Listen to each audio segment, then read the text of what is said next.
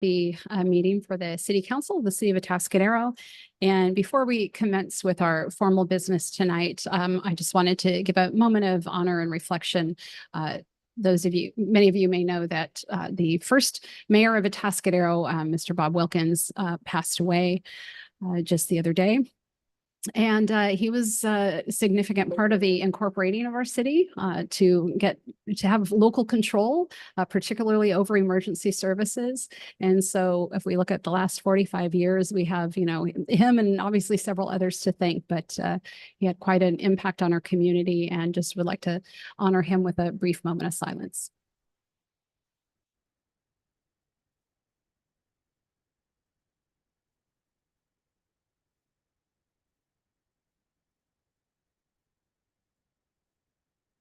Thank you. And our blessings and prayers with his family. All right. I would like to ask Councilmember Bourbeau to lead us in a pledge to the flag. Please rise and join me in saluting our nation's flag. Pledge allegiance to the flag of the United States of America, to the republic which it stands, one nation, indivisible, liberty and justice.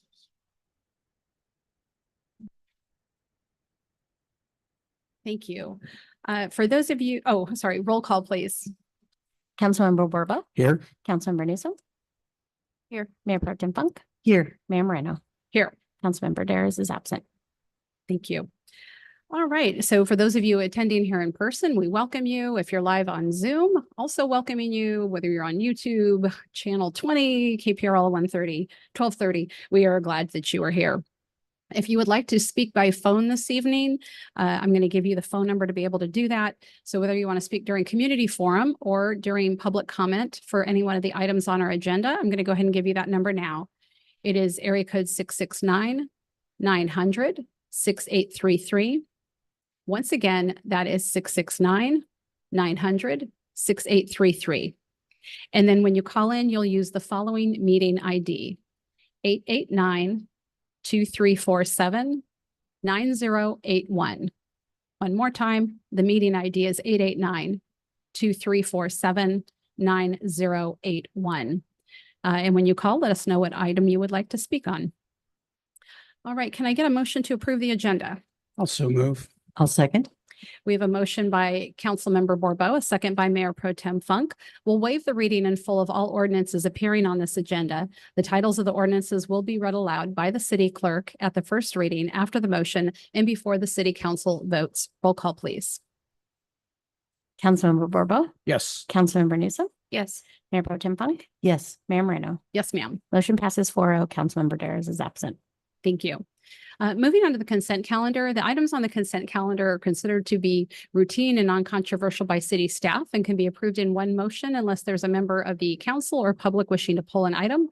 So I will look to my colleagues and see if there's any pulling of an item. No, any member of the public wishing to pull an item on the consent calendar. I'm not seeing any, and I'm going to go to Zoom here. And we have a couple of attendees. If anyone wanted to pull an item, you could hit the raise hand icon at the bottom of the screen. I'm not seeing anyone on the phone. Okay. With that, I'll ask for a motion for the agenda, for the consent calendar. I'll move approval of the consent calendar. I'll second. We have a motion by Councilmember Bourbeau, a second by Councilmember Newsom. Roll call, please. Councilmember Bourbeau. Yes. Councilmember Newsom. Yes. Mayor Pro Tem Funk. Yes. Mayor Moreno. Yes, ma'am. Motion passes 4-0. Councilmember Dares is absent. Thank you. We're on to a risk management update, and I'm going to turn this over to our deputy city manager, Laura Christensen. Thank you, Council. Sorry, Jim, didn't mean to demote you there. She's awesome. We are here tonight to bring you just an update on our risk management program. We also have Tim Kars with California the CJPIA, the California Joint Powers Insurance Authority. He is our regional manager, and he will help me go through the update, give you a little information on the CJPIA. We haven't done one of these in a very long time. So just to remind everyone what the CJPIA does, what our risk management program looks like, and then just a little update on sort of where we're at the last 5 years based off of last year.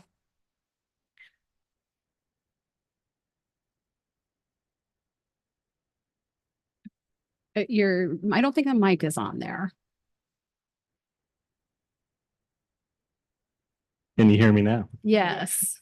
Mayor Moreno, fellow council members, thank you so much for the opportunity to be here. I appreciate it. My name is Tim Cars. I work with the California Joint Powers Insurance Authority. I'm the senior risk manager that works with all of our members in San Luis Obispo County, including the city of Atascadero.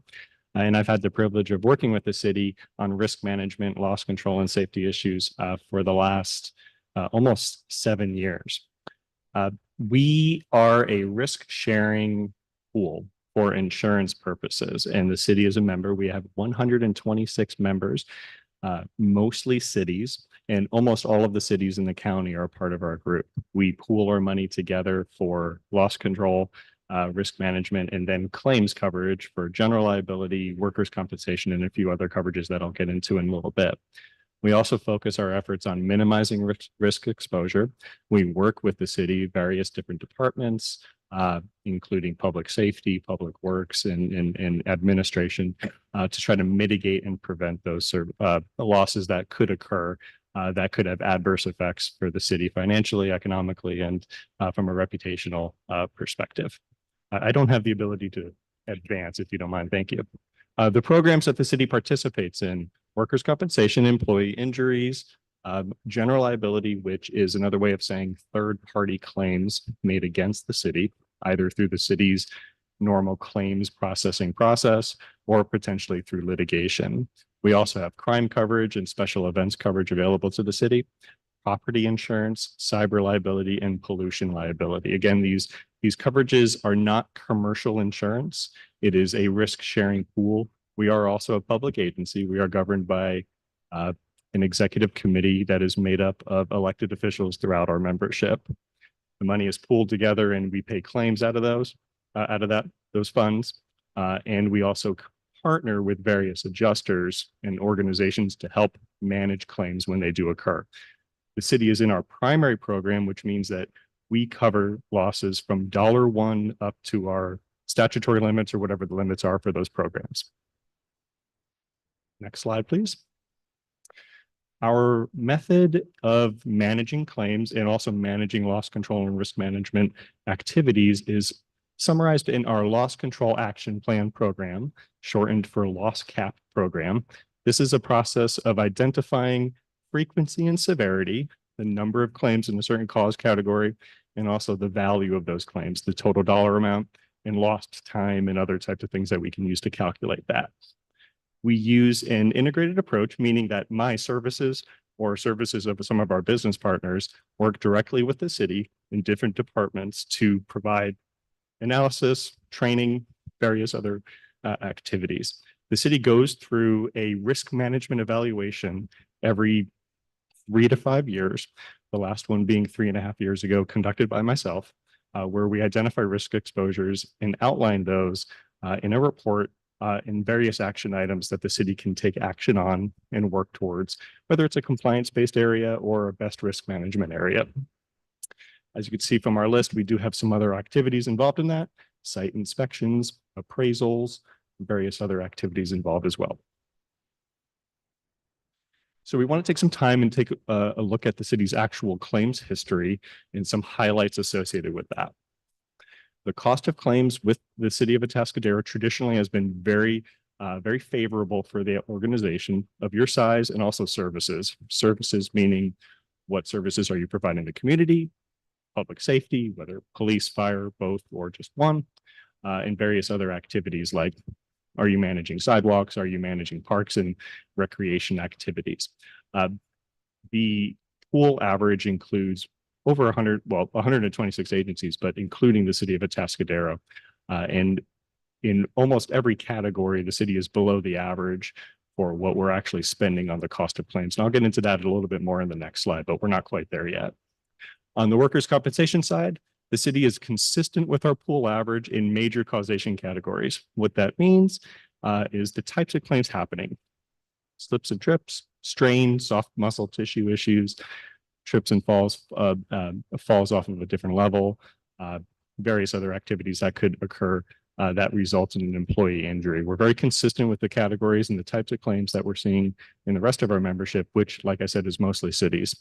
The majority of losses are within physically active departments. What we mean by that are departments that have manual labor, field activities outside, or other dynamic activities like in the police department and the fire department. All the claims are closed for the policy year 2022-2023, which is quite unique amongst our membership, including the other members in the county. So big thumbs up there.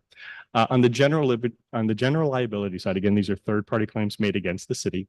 More than 50% of our current claims are closed. We are managing some at the moment, and we'll talk about that a little bit in the next slide. And the claims are currently being adjusted for the 2023 storms that we're all well aware of. Okay, so what we see here is two charts showing a 5-year history for the city, going back 5 years, not including the current year, 2023, 2024. Any claims that have occurred since July of last year, we do not have on here. They're very young. They're not really, it's not really tangible information at the moment. On the upper left-hand side, these are liability claims. These are third-party claims made against the agency. And on the bottom right-hand side, it's workers' compensation claims. So the red line is frequency. That's the actual number of claims that have occurred. And the bar graph that on the chart shows the value, the severity of those claims. So starting on the left, on the liability claims, you kind of see a consistent pattern of the value of the claims that we've had within the agency of third-party claims made against the organization. Then you see a jump in the last column there. Those represent the current claims being adjusted for the storm. That is a large number compared to what you see with some of the other parts of the chart.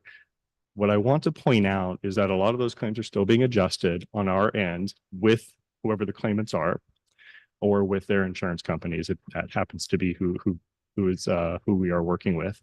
But over 90% of the value of that bar is actually reserved. So how it works when a claim occurs against the agency and any other public agency as well, is we take the likely value of that claim, should it be paid out, and we reserve for it. So if a claim is reserved for $100,000, JPIA, we actually take $100,000 and move it to the side as a reserve. Shows up on the chart as though it's been spent, but it has been spent. And then what happens through the adjusting process is that number is chipped away for whatever costs are associated with it. And in some cases, if the claim is not paid out on, it goes back into the fund. So over 90% of those numbers are reserved. We don't know if they'll be paid out or not because they're actively being adjusted. They may not be. On the workers' compensation side, it's a little different. When an injury occurs, we do have a very good grasp on how much that injury is likely to cost, either through medical treatment, lost work time, lost wages, and that number is usually hit. So when we see a value on the severity chart on the workers' compensation, that's probably going to be hit. But however, we do still have reserves for those charts or for those injuries as well. So those numbers could potentially go down, but they could also go the other way. They could have an adverse effect depending on the individual and what the injury is and go up. Either way, the agency has coverage on our end, no matter what the value is on the liability or the workers' compensation. The city is covered through our program if it goes up or down. As far as individual departments, the driver of claims within the agency on the workers' compensation side is law enforcement, but that's still very consistent with our membership. We have about 40 police departments in our group. And I want to point out that the cost of coverage, and I'm sorry, the cost of claims in public safety, both fire and police, are well below the average of our cost of claims with our other police and fire departments throughout our membership. That's a big thumbs up. I want to that helps our pool greatly to have a city like this produce very good numbers on that. We do expect to see injuries, and we do expect to see liability claims. That's what we're here for. We're here to partner with the city to cover those and make the city whole so that the city can operate and conduct its business as normal. But we do benefit from having good performance, and we thank the city of Atascadero for that. That brings me to the end of this presentation. I'm open for questions, but before we get to that, I just want to say thank you for being a member of our group. We really appreciate it. The city has been a member of our group for over 20 years. We've appreciated every minute of that. So I'm open for any questions. Thank you, Mr. Cars. And when I was first on the city council, I went to one of the trainings that CJPIA provides for new council members, and you do a very thorough job. You also absorb all the costs, so no agency has to say, well, we really can't afford to send people, and you do a very good job of that. You also scare us a little bit, which is probably intentional, but thank you for that. I think I'm curious, and we might all be, why do you think the workers' comp claims, the severity, which I'm thrilled about, is so low in 22-23 compared to the prior years? Well, that's a really good question, and it's a good observation as well. Organizations, especially public agencies with multiple departments doing very different things, act almost like a wave on the ocean, where sometimes you're at the top of the wave, sometimes you're at the bottom of the wave. So there's a couple of reasons why that might be. Maybe we're at the bottom of the wave, but we just don't have a lot of claims in that year. There are other reasons for that as well. I think leadership in those individual departments, activities, what we're actually doing, administration from City Hall, those are really critical elements to safe activities and safe work performance measures. I think we're seeing a lot of that here. I hope we're seeing a lot of that here. Worker injuries are usually not well, I was going to say they're usually not accidents, but sometimes they are. But they happen, we kind of expect them to happen because we're working, and there's various reasons why they might. But there are intentional activities that we can take to minimize those. And as you mentioned, the activity that you participated in our workshop, city officials have gone to our academies and our other training activities regularly. You've been a big consumer of our services, a big consumer of our trainings over the years and our other activities that we offer, and also any other opportunities available as well. Compliance with Cal OSHA activities, very good police policies and procedures and actions out in the field when enacting those policies and procedures, and then following through on that. On the liability side, actions and losses typically occur based on events and whether it happened within the jurisdiction of the organization or whether or not it involved a city action or function. And on our end, we have to hash through that and determine why, where, or when an injury occurred or an action occurred. And Mayor, if I may, I can give you a few more specifics. I think it's a great question, and I wanted to point it out. That's you hired a new city manager. No, I'm just kidding. Okay, that's 22-23. I So couldn't help. No, no, the real reason, I think what you're seeing here, and I want to compliment the council. This always starts with you. The council has begun with D20 to really resource the organization more. And so we have, with higher levels of staff, we have more people responding to a call, which reduces liability. We have ability to do more training, safety training, which reduces liability to the workers' compensation and in the community. We're able to do more paving and sidewalk projects, which reduces trip falls. And so it really starts with you. I wanted to make that connection to the council that as we resource our organization, you'll start seeing these types of things occur.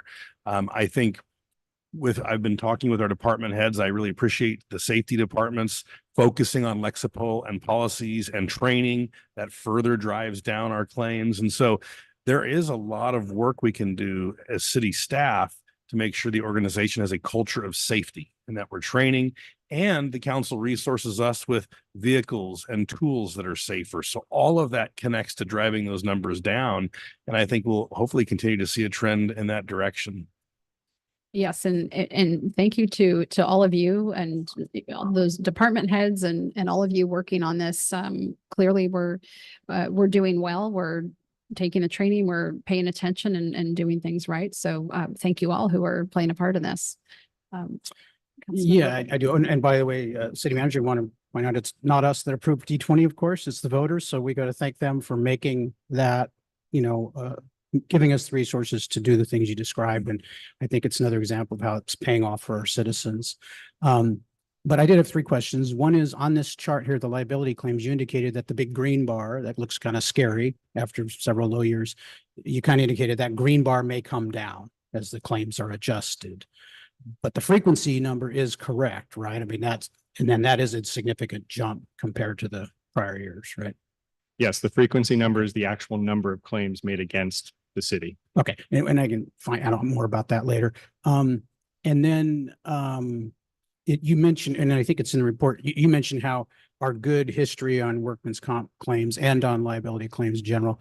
In the staff report says we pay about 19% less than the pool average, because you indicated that our good experience helps the pool, but it does help us directly, right? I mean, we do get a kind of a reduced premium for good experience. Absolutely. Okay. The two main factors for your annual contribution, which is a word we use, we don't use premium. The two main factors are payroll, the size of the city, and also claims experience. So that good 2022, 2023 year will benefit the city for almost 5 years in the future in terms of what you pay for your coverage. Right. And then you mentioned that you pay out from $1 of a claim that's once it's settled to a statutory maximum.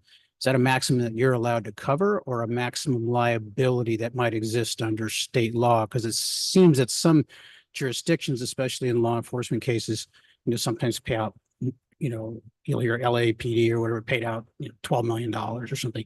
Is there an upper limit on liability, or do you have to buy reinsurance to cover the unlikelihood of a very large payout? There is a limit on liability. The city is covered up to $50 million per occurrence. And in that, we have several layers of coverage where we purchase on behalf of the city and our other members reinsurance for some layers of that. Got it. On the workers' comp side, there's a statutory limit. Whatever the cost of the claim is, we cover. Sure. Thank you. Mayor Potem Funk. Sure. Thank you for bringing the good news here. I did want to ask on the claim frequency jump in 2022, 23 with the storms. Is that consistent with what you saw in other communities within the pool that were also affected by January storm damage? It's certainly consistent with the Central Coast members in our organization. Yes. Okay. And then the other question is, since we're doing some things that lead the pack, do you have any kind of safety awards that you put out and that our departments might be able to claim with pride? I'm used to seeing those workplaces with, 300 days since anybody was hurt on the job. Well, as a matter of fact, we do give out safety performance awards every year in our board of directors meeting, which happens in July. So perhaps the city will be a nominee for that this upcoming year. Excellent. Thank you. Councilmember Newsom. I would like to say that I do truly appreciate the workshops you put on. It was nice to have that in Paso Robles this year, or I should say last year, 2023. It was nice to be able to sit next to colleagues from different jurisdictions and see some of the challenges. I think we've been very fortunate here. We don't have nearly the issues that they seem to have behind a dais, which makes running your city a little bit harder. So thank you for helping us. Thank All you. right. Thank you for being here tonight, Mr. Cars. And is there anything else? All right, receive and file. Thank you. And we'll move on now to our updates from the city manager, Mr. Lewis. Yes, thank you, Mayor, members of council. I do have a few. First, you can see that our Sunken Gardens holiday light display. Let's get our slides up there. I think we have slides. Give it a minute. I'll just go at it.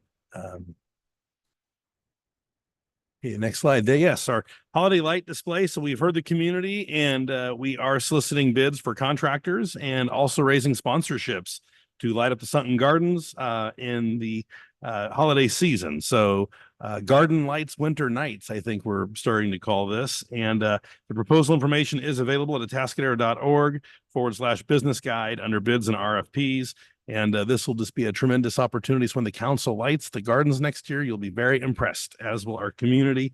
And so that is out right now and will be closing soon. I'm really thrilled about the next thing I want to share. It's International Women's Day is coming up on March 8th. And for those who know the history of Atascadero, women were an integral part of our founding and our culture, and were incredible leaders early on in our colony. So we're very proud of the role women played in our city and still play today, as a majority of our city council is women. So kind of neat. And so International Women's Day, March 8th, join us in downtown to kick off our celebration. In celebration of Women's History Month, At Her Table will bring together more than 160 women-owned and co-owned businesses across the county. The city of Atascadero, along with the Atascadero Tourism Business Improvement District, are the two main sponsors for this. So let me share a bit about what's happening in our city. On March 8th, International Women's Day at 5 p.m., we'll have live music on the steps of City Hall, and we'll be doing tours of the City Hall with a special emphasis on the role and importance of women in the founding of the colony and in service to the city. So that'll be really neat. And we're really excited to be able to tell that story. Weather permitting, which we'll see, it's a little ways out. We will have a fireworks display at 7 p.m. So this is the time of season that fireworks are safe with green and dew points to where they are. There'll be a free fireworks show celebrating women. I'm not sure that we might be the only community in the United States having fireworks to celebrate women. So I think that's thrilling. And we really hope to lift up this event every year in honor of women and women leaders. So, and then the next slide I want to share, At Her Table Street Festival. So on Sunday, March 10th, where'd I get that from?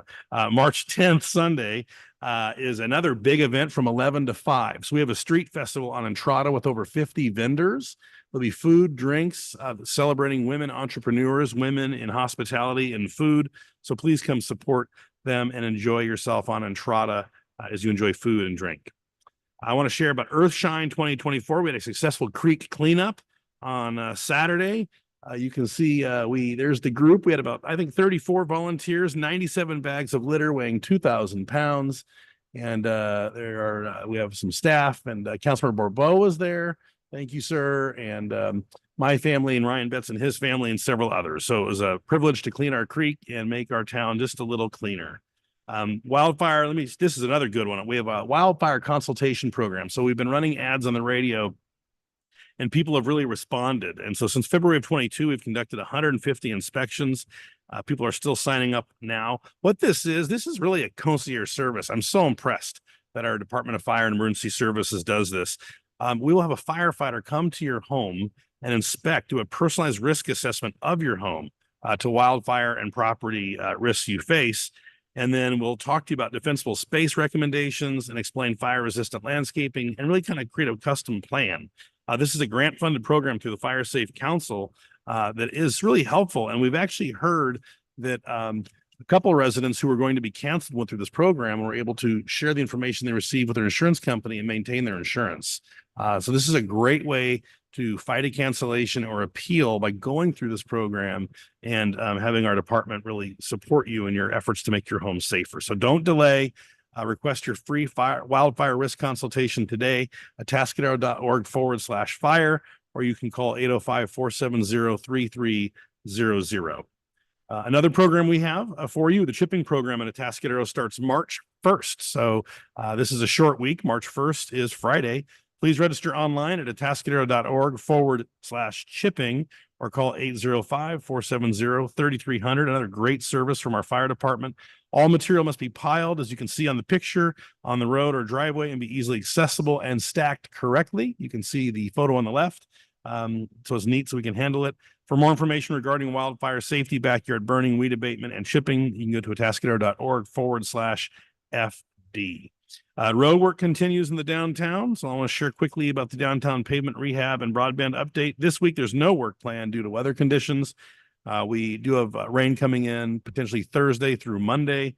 And so we aren't doing anything. As we look to next week, once the weather subsides, we'll be paving on Palma Avenue. Will be taking place between Traffic Way and Rosario, which is part of the F14 project. And then the remaining work, as I shared last meeting, will take place in early spring when the rains have subsided for microsurfacing and additional pavement striping. We need warmer temperatures to do that. Finally, I want to share that we received many calls about some of the camps, the homeless camps that were broken up a week or two ago, and the number of shopping carts that were in the community over the weekend. And I thought it would be important for Police Chief Suttles to kind of share how we respond to homeless camps, concerns for safety, concerns from the community, and what the law allows us to do and not to do. I think it's really important that the council and community hear this, and that the council can ask us questions. This item is not on the agenda, so we can't take action on it, but I thought it'd be very helpful for the community to hear from Chief Suttles what we do and where we have some limitations. So Chief, I appreciate you doing that. Oh, thank you, Mayor, City Council. So I thought I'd give a little bit of background on how it is that we actually approach this. When I say that, essentially, I would like to remind everybody that we have services and resources that are available to us, and there's a history to that. So my understanding, because again, everybody needs to remember, I've been here for just a couple months, so I had to do a lot of research myself to find out what the history was. And in 2018 is when we really started to realize that we needed to provide a more focused police resource toward dealing with these issues. And these issues being that, we have a lot of individuals that find themselves at the crossroads of homelessness, drug addiction, and sometimes, unfortunately, with the justice system as well. So we needed, we're finding that with just regular patrol units responding to calls, that they would respond to these calls, deal with the situation at hand, and then that would be the end of it. We needed a more focused type of resource.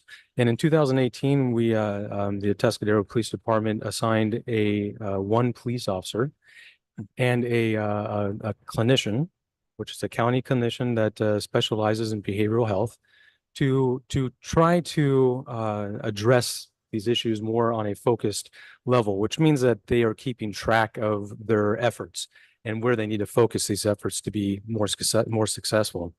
And so when D20 was passed, this is when we really were able to up our availability to put more resources into this. And now we have 2 officers full-time assigned to this unit. Back in 2018, that was a part-time officer. Well, it wasn't a part-time, it's an ancillary duty. So this officer was doing that when they had the chance to do it. Now we have 2 officers that are full-time. This is our CAT team, or the hour team, as a lot of people are familiar with. And we also have 2 clinicians that go out, and the purpose behind this is that you have clinicians that are actually embedded with your police department, so that when the police department goes to a call, if you have somebody that needs specific services, such as those who are suffering from mental health crisis, or somebody we received a call for service because someone who is unhoused, they have different needs than specifically that a police officer can give them, because police officers, we are law enforcement, and sometimes that's not what is called for. So this team is very successful. One of the main goals that we have is to find resources for those who need resources. And we do that through affiliations that we have with some of the organizations, such as ECHO. I think everybody's very familiar with ECHO. And we work very closely with them, and D20 has allowed us to do that. And we work with them to identify those who could utilize and take advantage of the resources that are available, and marry them up with these resources so that we can solve some of these problems long term. And really, that's our focus, is what is the long-term fix here? The short-term fix for a police officer is to address the issue right at hand, make sure everything's peaceful, and then move on about our business. The long-term approach is to come to solutions that bring these resources to those that need it. And through that is a slow progress. It's a progressive effort. And through that progressive effort, we've made a lot of strides. And when we make those strides, I think what we start to see is that we've cleaned up the creek bed. We have found resources for many that are able to take advantage of those. We've also identified those who are adverse to the resources that are given to them or offered to them. And it also causes, through this progression, that as we start to clean up the areas that we had issues in, like the creek beds, they naturally need to find another place. Where do we see them finding those places? Now we see them on sidewalks. And I think that this is not necessarily a sign of a problem that has just come around. This is a sign that we are actually progressing. We're getting to the point where we were able to clean up the creek beds, but it does pose through this progress poses another problem, and that's what we're talking about tonight, which is now we have a lot of you can see it. You drive down the road and you see the shopping carts in the property. But for law enforcement and even for our team, there are some very specific challenges when it comes to the statutes that govern the illegal possession of shopping carts. I think anecdotally, you look at this and you say, well, that's not their property. That shopping cart belongs to someone else. So therefore, that is stolen property. Well, there is a specific statute that's in the professions and the B&P code, the Business and Professions Code. And it deals specifically with the theft of carts, but there are some elements to that crime that make it challenging. Specifically, the cart itself needs to be marked properly. The business from which it came from needs to have a specific signage up indicating that those carts are not to be taken. Without those specific conditions, you cannot enforce that law. To compound the challenge when it comes to this specific statute is that the district attorney's office has recently made a statement that they will no longer file cases of this specific statute as a standalone statute.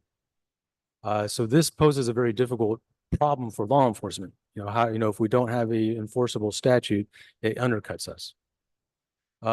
So the other challenge that we have is that there is a lot of property that individuals possess, the property that perhaps they're carrying in their carts. And there are some challenges when it comes to that. This property belongs to them. And if someone leaves it unattended because they need to walk to go get food or go to the store and they leave their property on the sidewalk, that's still their property. And there is a specific case law that indicates that just because property is unattended, it doesn't mean it's abandoned. Abandoned property meaning that we can, consider it abandoned, we can take it. However, there are instances in which we can articulate that property is abandoned, and we have a process in which we can take abandoned property and store it for a certain amount of time before we can either get rid of it or destroy it. So these are the challenges that we face. They're not insurmountable, but they certainly are challenges that we need to work through. It's a slow process, and then what I mean by slow is that we are working with the individuals that own this property and providing them resources on a daily basis. We have those, and we've had a lot of success stories in which we have those that are very adverse to the resources that slowly come around. And then, and on one day they may be very adverse to those resources. And then the very next day they're, maybe I am ready for a change. And we take advantage of that. We marry them up those resources, which we're able to do through that team that we have. And to end this on a high note, I think it's also worth noting that the city of Atascadero has this program that's set in place, and this model isn't necessarily used throughout all the police departments and counties throughout the state. Matter of fact, I would say few do, but it is very successful. It is the one model that I've seen that has had the success that we've seen.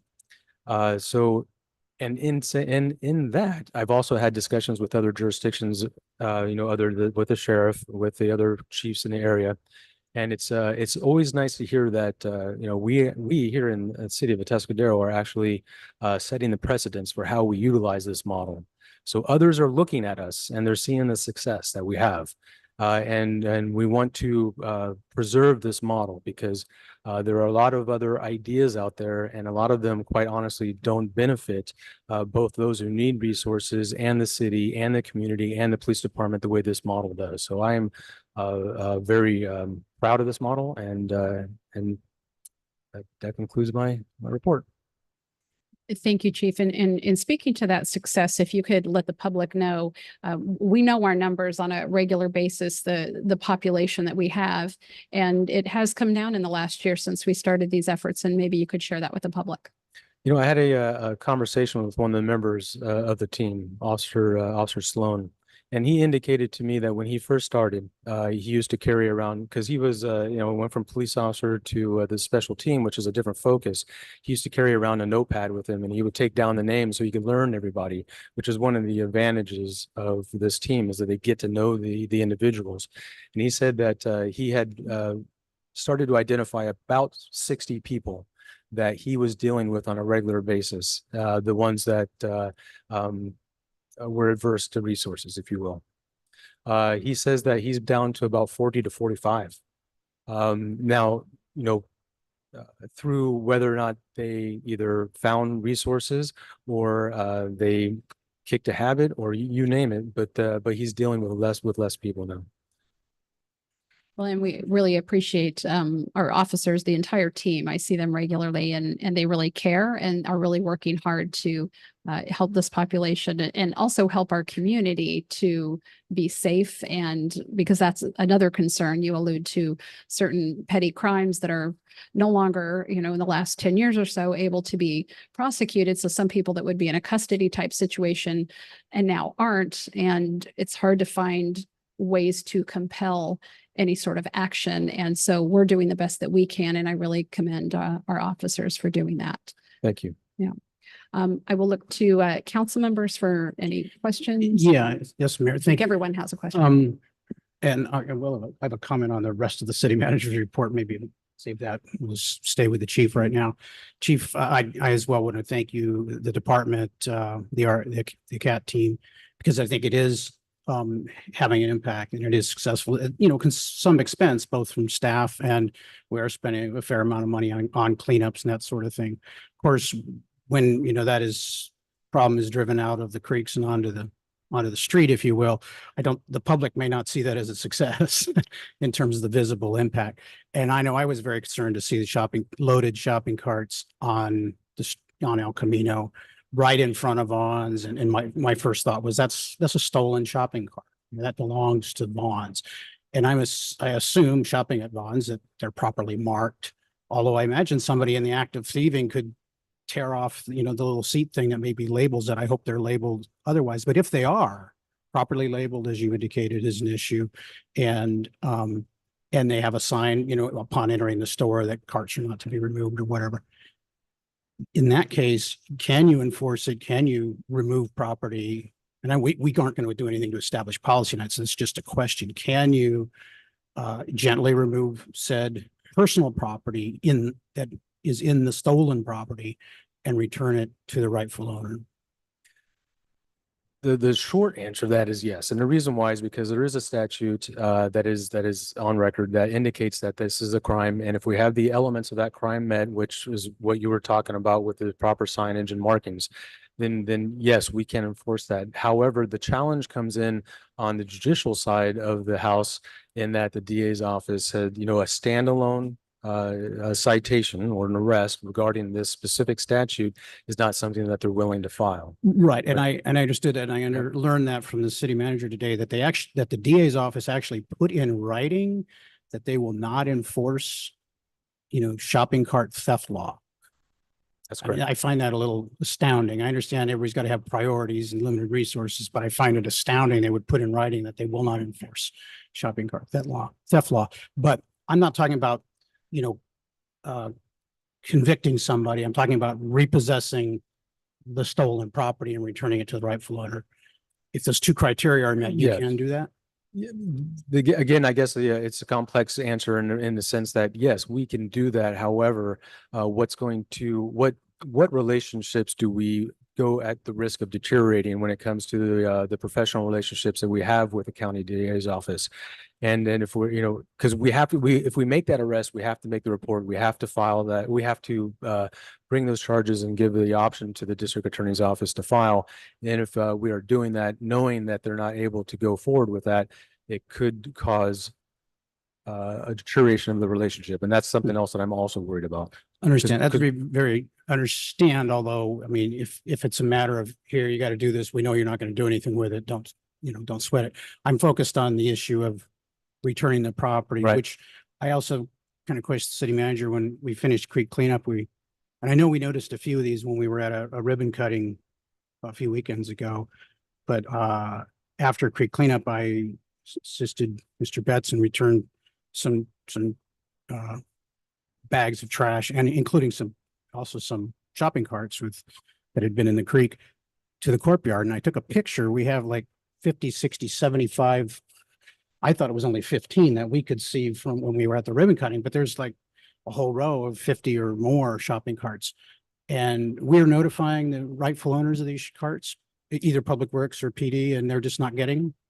That is correct. Yes. So for whatever reason, sometimes the proper owners of the shopping carts are not encouraged, or they are encouraged by us, but they choose not to come and retrieve them. Thank you. I find it a little aggravating and frustrating, considering I've heard Vaughn's complaining that they got to, buy more $300 shopping carts. And it's like, well, there's a whole bunch of them.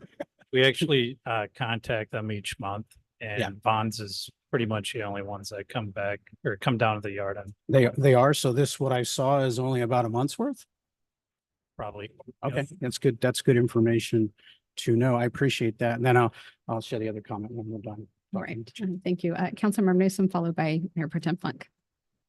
So some of us that have found shopping carts left vacant, like with nothing in them, found them in our property, in our area, and have returned that property. Are we able to do that as citizens of our community if they are empty?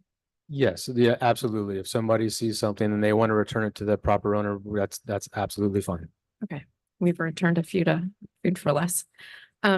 The other thing I wanted to point out is you spoke about the CAT team. I've actually worked with the CAT team one-on-one a few years back to keep a 20-something-year-old from being homeless. And that program has been vital in keeping some of our younger youth off the streets. And I think it's really important that we've nurtured that relationship. It's hard to count how many people who haven't hit the street because they are using a resource that is readily available for any of us to be able to ask. It is a challenging profession. I've actually been on the receiving end of a body cam asking what my rights were and what our officers could do in that instance. And it's a challenge. It's not black and white. So thank you for those that are trying to keep them home and find them a new home to go. Thank you. Tim Funk. And thank you. I want to thank you and the whole department for this work and for the update. I want you, in particular, you mentioned successes in getting people into services. I know that we've had some success, and this may be, some of this is before you just arrived, so I don't know if you know the answer, but how many people we have gotten through this process into permanent housing? Because that's the gold standard of what we're trying to get to. Right. In counting folks who are unhoused. Right. And I don't have that actual number.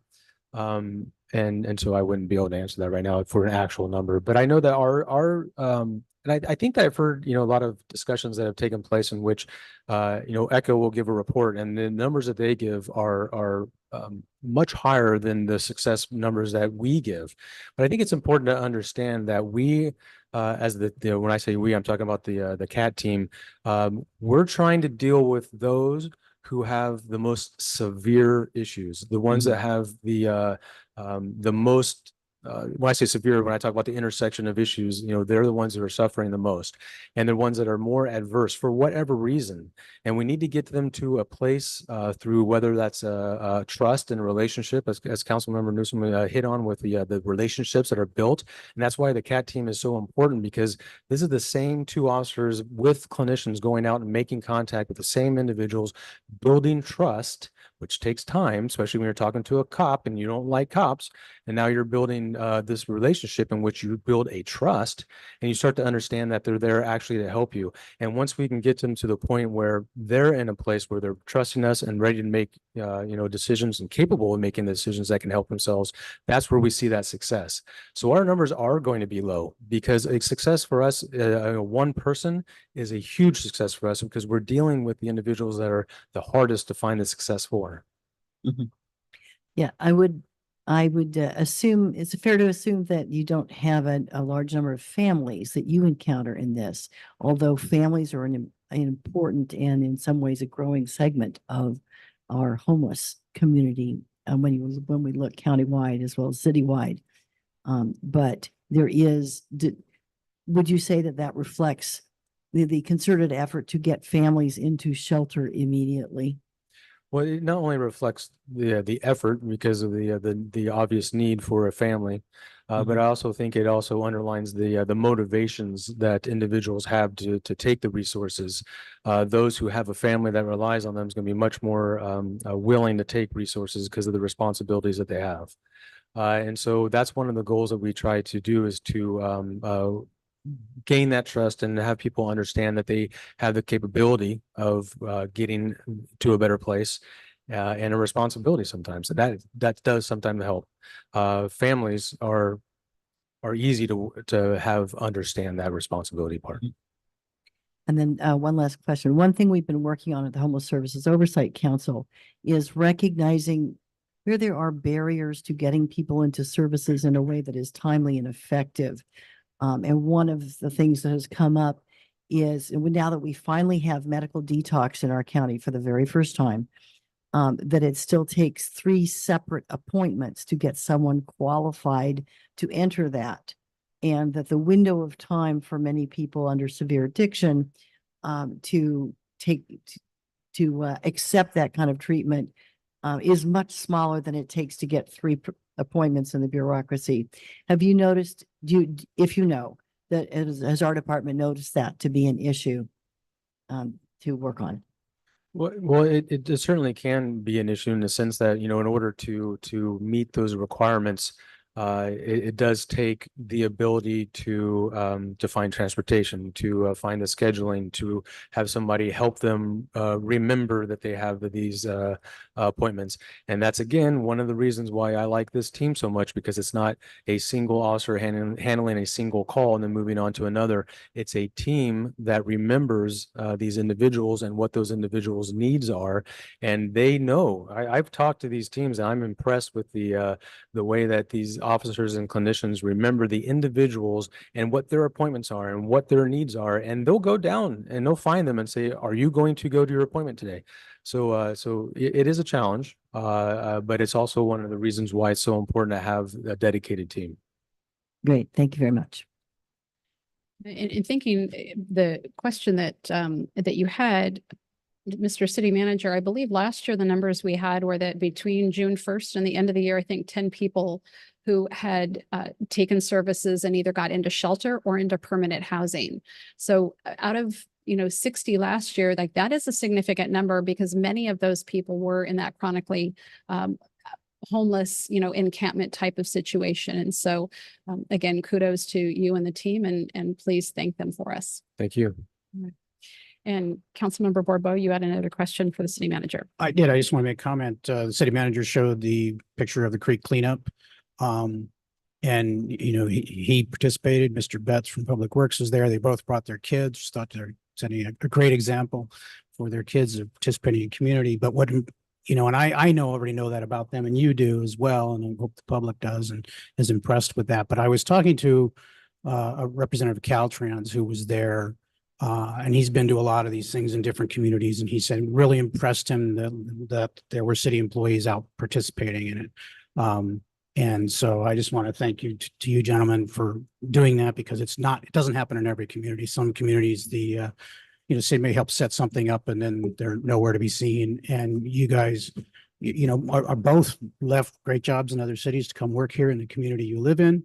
You walk the walk. You don't just talk the talk. You guys walk the walk. And I want to thank you. And we have a lot of staff like that. And so it's a pleasure to serve with you guys and those kind of things. Thanks. Well said. All right, we are going to move on to our community forum. This is the portion of our meeting that is reserved for persons wishing to speak to the council on something that is not on the agenda this evening, but over which council has jurisdiction. Speakers are limited to 3 minutes, and we allot up to 30 minutes for community forum. We ask that you state your name for the record, and if you would start getting lined up, I know that there are several of you here to speak. If you start getting lined up, we'll be able to go all the quicker through the process and make sure as many people are heard as possible. So welcome to the first speaker.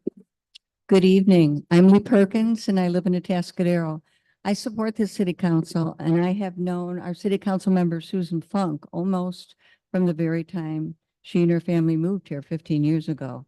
Having come to Atascadero 15 years earlier than she, I remember sitting down with her and Gordon Bugle as they asked about the city of Atascadero and how they could support the community. Recently, I have received mailers calling Susan Funk an extremist who wants to defund the police. These are simply untruths. Susan's record shows a strong support for our police and fire department.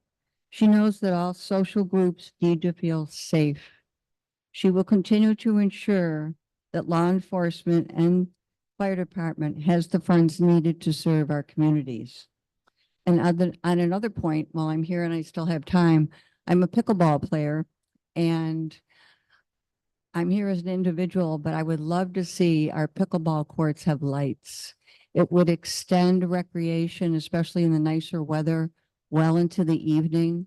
And there's been some vandalism on the courts. If they were lit, it's unlikely or less likely that that would happen. Thank you for your time. Thank you. Next speaker, please. Don't realize how short you are until you stand in front of this microphone. If you get a little closer to the microphone, I Sure. can hear you. All righty. My name is Teresa Robinson. Thank you for the opportunity to be here this evening. My husband and I have lived in Atascadero for 25 years, and I would like to tonight focus on the public safety concern that is reckless and illegal use of the riverbed by motorcycles. On a daily basis, there are 3 categories of legally permitted users on those trails. That would be pedestrians, equestrians, and bicyclists. But by and large, these groups, are the ones that share the trails and have no incidents. However, speeding motorcyclists are increasingly infringing on the safety of these rightful users. Let's take a look at what we're up against. The smaller motorcycles, the 125 cc's, go up to 60 to 70 miles per hour and are usually navigated by a young teenager who hasn't even reached the age to have driver's training. The 250 cc's are more popular. They go 80 to 110 miles per hour. Along with extreme speed, these riders have limited visibility due to their helmets, limited hearing due to their helmets and their engine noise. And this creates an extreme public safety concern. Let's be very clear about this. Those motorcycles do not want to be down in the sandbox. That's not what they're there for. That slows down their machines. They can't get air. They want to be up on the trails. And those are the same trails that pedestrians and equestrians are trying to use. So why are the motorcycles there? Every entrance to the riverbed is clearly posted, no motorized vehicles. If you look online, there are open forums where motorcyclists talk to each other about this kind of thing. And the general consensus is Atascadero doesn't enforce. It's open for business if you are a motorcycle rider. I spoke recently to a representative that works in the field at one of the largest motorcycle sales places or businesses in our area. He was very enthusiastic about his sport, and here's what he had to say about riding in Atascadero's part of the riverbed, and I quote, "You can actually build bonfires and do donuts down there. It's like nobody cares. It's a lawless area. It's like Mad Max world." And if you understand that reference, that's a very scary thing to be happening in our riverbed. So I'm asking the council today and anyone that's able to help us to take this issue from awareness to action. It wasn't very long ago that all of these same people were here, it seems. April 12th, 2022, same room, same problem. And still it's just gotten worse and worse because we have not addressed it. I'm asking you to prioritize this as a public safety concern. And I'm asking for the city to finally pump the brakes on motorcycles in the riverbed. Thank you for your time. Thank you, Ms. Robinson. Next speaker, please. Hello, my name is Tara Bringhurst. I am a resident of Atascadero. I actually live right at the end of Tampico Road, right along the Salinas River. And I actually would like to second what she's speaking about the motorcycles, because throughout the summertime, we hear them roaring down the creek beds in all hours of the night. There is no time frame whatsoever. Hooping, hollering, they drink down there. I mean, everything. And it's every summer, all summer long, to the point where we actually need to shut our windows because I'm a very light sleeper. Just this week alone, which is the reason why I showed up to this meeting tonight, is because of where I live is the very end, and also what people think is a through way to get down to the riverbed. It's a very dangerous, good 30-foot, almost straight drop down into the riverbed. And I had two very large, I mean, the seat on the motorcycles were about this tall. I couldn't reference the size of them. Go right through onto our property with barricades and cones saying private property, do not enter. And they just roared right through there to the back pasture where I'm creating my wedding venue, which I don't appreciate. And so anyways, I did make them leave. They said they were sorry, but I feel that there is no excuse. And then the following day, I had another gentleman walk straight on to our property, which frustrates me with the $8,000 in taxes that we pay each year and $2,500 in insurance for our property, which I've heard many have been getting dropped. So makes me nervous for that matter. And we had to basically emergency put up a gate. I've lived there since 2018. It's been an issue since. We end up with the homeless camp people that come going down Gabarda, and then they turn on Tampico, getting lost, typically not in their right mind by use of alcohol or drugs. And they come, we found them in front of our barn trying to sleep. It's a safety hazard for me. I don't appreciate it. I've called the police department personally at least 8 times and reported it. And typically if they're not still there on the property, there's not much you can do. And then the last time that I had called in and complained, they said, well, sorry, we don't have any 4-wheel drive vehicles to go down there. We don't have the police force to go down there. So I don't know why, if people are on our property or they're, why they can't, when they go over the edge, it's like they're in a free zone. Now you've entered the riverbed and you can do whatever you want. And there is no rhyme or reason to what you can do. So that's all for me. Thank you, Thank you. Tara. Yes. Next speaker. Thank you, Mayor Marino and City Council members for this time to speak. I'm Vicki Jansen. Many of you know me from my work at the Board of Supervisors. Tonight I have a different hat on, I guess a cowgirl hat. So I'm here to share concern of safety in the riverbed. We are finding a difference. I've ridden down there for 25 years and I'm noticing a difference with the motorcycles. It used to be that if they saw a horse rider or a walker, they would stop and you could kind of negotiate who's going to go on by first. I don't see that anymore. I think they are becoming a little bit more aggressive. They're on the trails where you can't see them coming. They can't see you. And they're going very fast. So it really creates a dangerous situation, not just for equestrians, but for the hikers, the bicyclists. I had an incident where I could hear motorcycles coming. I stopped my horse in the trail and waited until I could see them. And when they finally saw me, they were going so fast that in order to stop, one of them had to lay down their bike. And when he did that, it tore open his knee. So now I'm rendering first aid and I had to call his grandmother to come and pick him up and take him to the emergency room.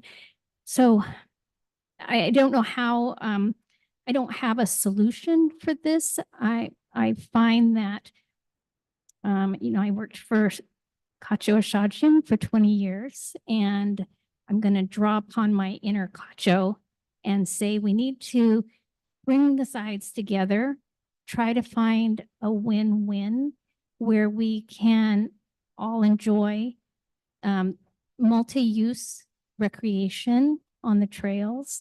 The De Anza Trail is marked at the entries, no motorized vehicles.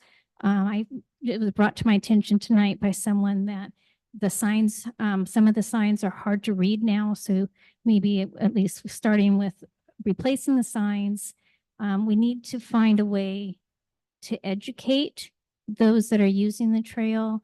I don't know how to reach out to motorcycle groups to do that, but if city council or staff and Chief Suttles are interested in maybe having a brainstorm session together where we can bring the different users together to find out what kind of solutions there are. I know that enforcement resources are very limited.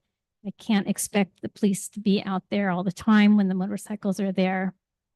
But we're finding them, as I said, being a little bit more aggressive. They're riding closer to the arena, sometimes staging in the arena area. And so they're getting closer and closer, and it's very, very dangerous. So I know there's some people here tonight, not everybody wanted to speak, but I thought maybe those in the audience that have safety concern maybe can raise their hand and just show the numbers that are here. And I want to thank you for your time again. Thank you very much. And next speaker. Hello, I'm Ann Colby, same topic. When I looked at the website for the Atascadero Water District, here's the wording. The Water District and the City of Atascadero allow the public to use their properties that front the Salinas River. Allowable uses include horseback riding, hiking, and bicycling, period. Motorized vehicles, fires, and firearms, including paintball guns, are prohibited. The Juan Bautista de Anza National Historic Trail meanders through this wondrous riparian habitat. Many enjoy daily walks along this trail. It is our desire to maintain these precious riparian corridors so we can all enjoy it for many years to come. Perfect. I second that. That's what I wish was happening there. But what do I actually encounter on my rides out there? About a week ago, 2 trucks, 5 dirt bikes, and 5 riders actually in the parking lot of the Home Depot arena with ramps, large gas cans, etc., using this busy horse arena area as their new staging area. They rode on virtually every inch of the hard-pack upper trails for approximately 3 hours, decimating the peaceful use and enjoyment of the area for any other users. A few days later, I met 2 teenage riders on dirt bikes entering the Water District property through 2 gates which had been left closed but unlocked by the homeowner at 4545 Sycamore. After a brief interaction with these 2 boys, where I advised them that my horse was terrified of dirt bikes and pleading with them to moderate their behavior, they escalated, roared off, only to swing back to streak by me repeatedly at high speed while flipping me off, literally stalking us down the length of the hard-packed service road while I desperately tried to contain my terrified horse and avoid being seriously injured. So, enjoyable daily walks? Not so much. Wondrous riparian habitat? Hardly. Check it out for yourselves. It looks like a monstrous sandbox for dirt bikes. There's acres and acres of denuded of any vegetation and turned into a series of jumps and wallows that are unnegotiable by anyone except the dirt bikes. We need help with this. We cannot face these people down and not have bad things come of this. Why? We wish you would join with the Water District to protect us and this precious riparian corridor that nobody seems to be looking out for. You have a Atascadero Municipal Code and California Vehicle Code on your side. I can show you the code numbers.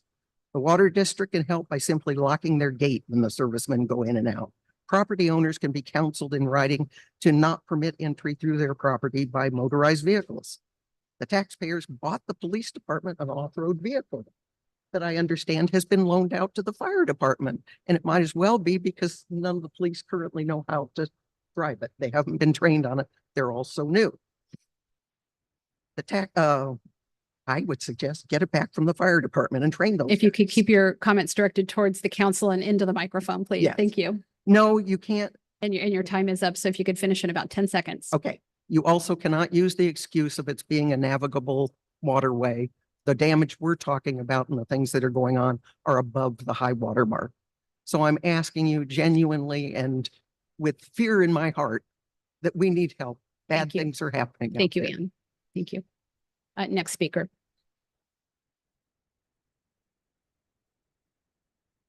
Want to thank the previous commentators on this worsening problem. I'm Gordon Fugly. I live in a development called the Lakes, which is off Traffic Way in Chico. Our property is directly adjacent to the De Anza Trail.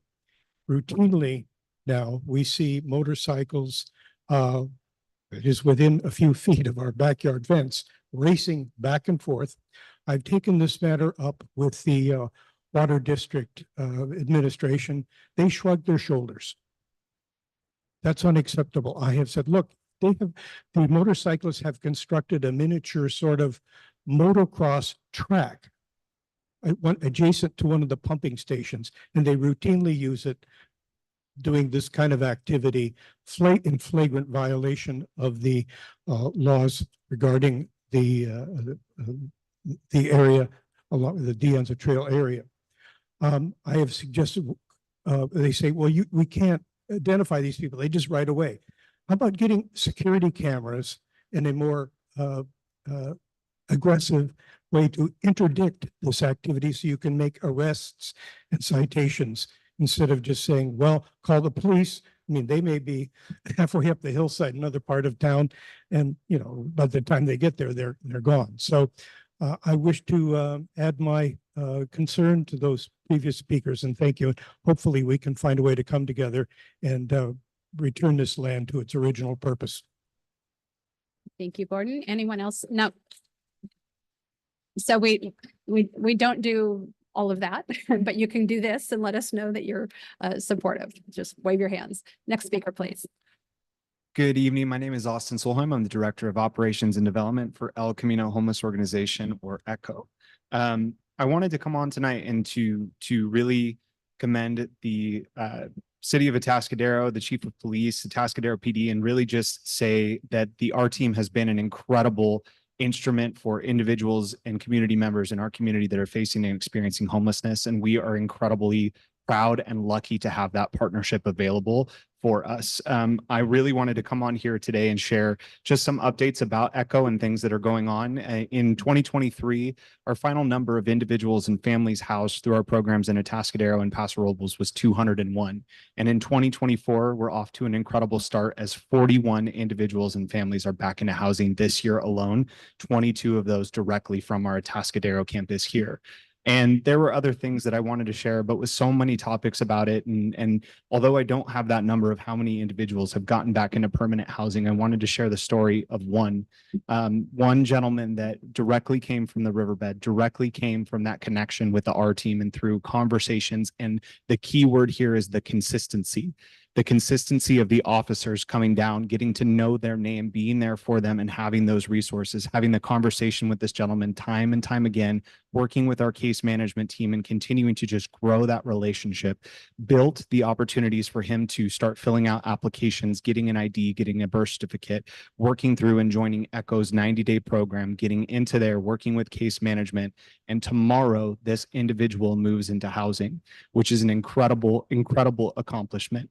But the part that I want to share about this story more than anything else is that tonight, before he leaves, instead of packing up his room, he asked me if he could go and he could get a suit out of our donations that come in from the community, because he wanted to wear that suit and he wanted to go down into the riverbed. He wanted to go to where the encampments are and show the individuals there that it is greener on the other side, that there is opportunities for those that are willing to take it. So you have one spokesperson.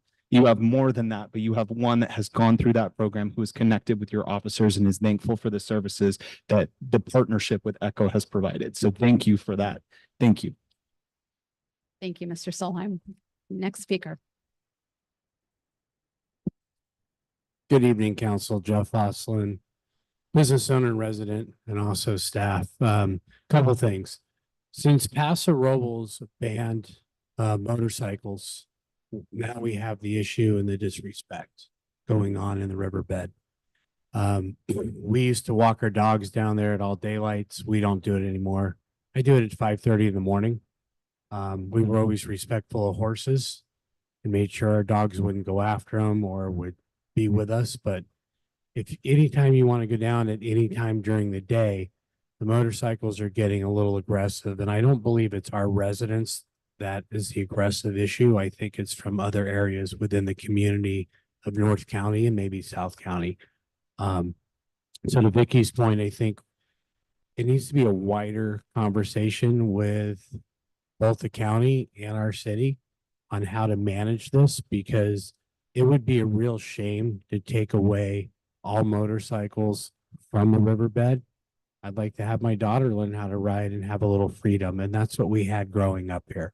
So I'll say it that way. If there's a way that we can coordinate and try and educate and see if there's respect, that would be great.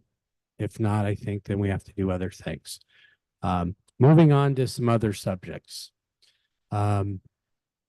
There are some potholes in this city that I think need to be patched. And the first thing is, I think our public works director or city manager need to get on RTA and get that area fixed by Vaughn's, or fix it yourself and charge RTA back. It is disgusting to see this in the city getting worse and worse. The other thing is there are some potholes that our city has continued to try to patch and it's not holding. So I'm more than happy to donate this bucket of patch right here.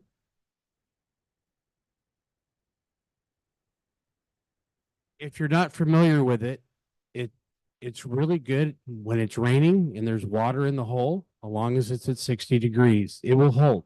This is the same stuff that's used on 101 the highway.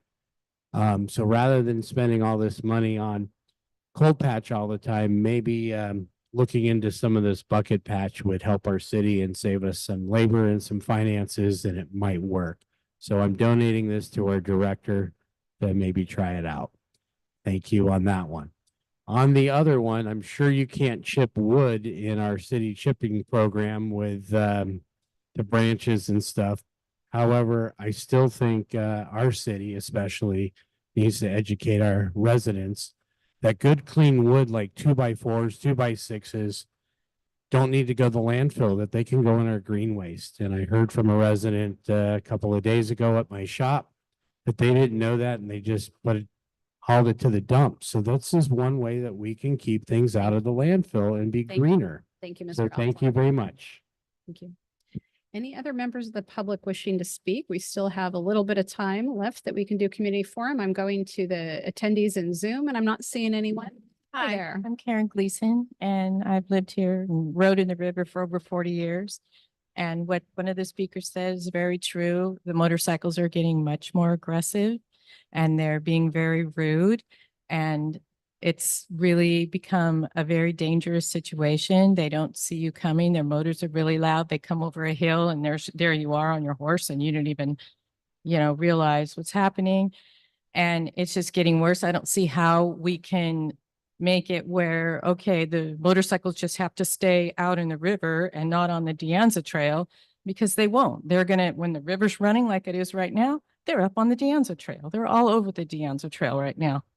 And that's where people walk, and that's where people use their mountain bikes, and that's where people ride horses. And I don't see any way that we can come to a compromise. I wish we could, but I know that if the city police would go down there with an ATV or a motorcycle, a dirt bike, after 3 o'clock in the afternoon, any day of the week, you'll be able to stop or arrest multiple people down there in the river. Now, if that can't be done, then we need to, I don't know, surveillance. I don't know if a camera is going to help or not, because I don't think dirt bikes have driver's license numbers on them. So how do you know who's who?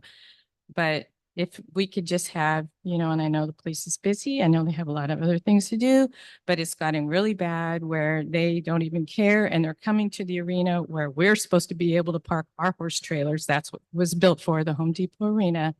And they're coming there and they're taking their motorcycles out of their pickups and taking off over through the signs and everything that say no motorized vehicles on the De Anza Trail. So, thank you. Thank you. Any other speakers? And if you want to speak on the De Anza Trail motorcycle thing, you can. I think we have a thorough understanding of what you're trying to, but if there's new information that you feel hasn't been shared, feel free to step up. We still have a few minutes left. All right, I'm not seeing anyone. I'm not seeing anyone in Zoom. So I'll go ahead and close community forum and bring it back to council and staff. So thank you, Austin, for that, for your update and for the words that you had to say about our team, where the chief was saying that, what we're doing here in Atascadero really is a model for the county. I think what ECHO is doing is not just a model for the county or a model for the state. And so we complement each other well, and we really appreciate our partnership together. Let's see. Yes, Mr. Oslin on the potholes and stuff. If you guys all want to get together, great. And I'm sure our director is going to have fun with that bucket. So lastly, regarding the issue in the trails and the motorcycles, I've talked with a couple of you that are here tonight about that issue.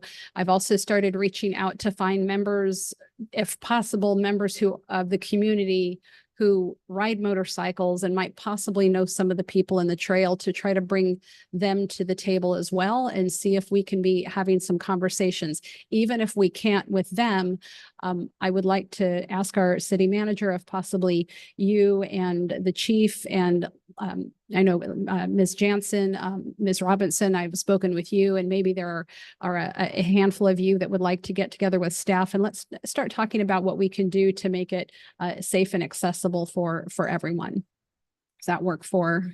All right, I'm getting the nod from our city manager. So let's at least start with the outreach with you two, and then if there are others you want to bring into that, and let's see how we can work together. Thank you very much for bringing that to us. All right, we are going to now move on to so many papers here in front of me. Our first, let's see, our public hearing C1, which is our 2024 Community Development Block Grant funding recommendations. I will ask, I'll kind of go from my right to my left. Is there any ex parte on this item? No. No? All right, see no ex parte. No, well, we didn't recommend an award, but I did after our meeting did speak with and tour the 5 Cities Homeless Coalition thing and talk to them a little more about their programs. Okay, thank you. So I'll move this over to then Public Works Director, Mr. Nick DeBar. Thank you, Mayor Moreno.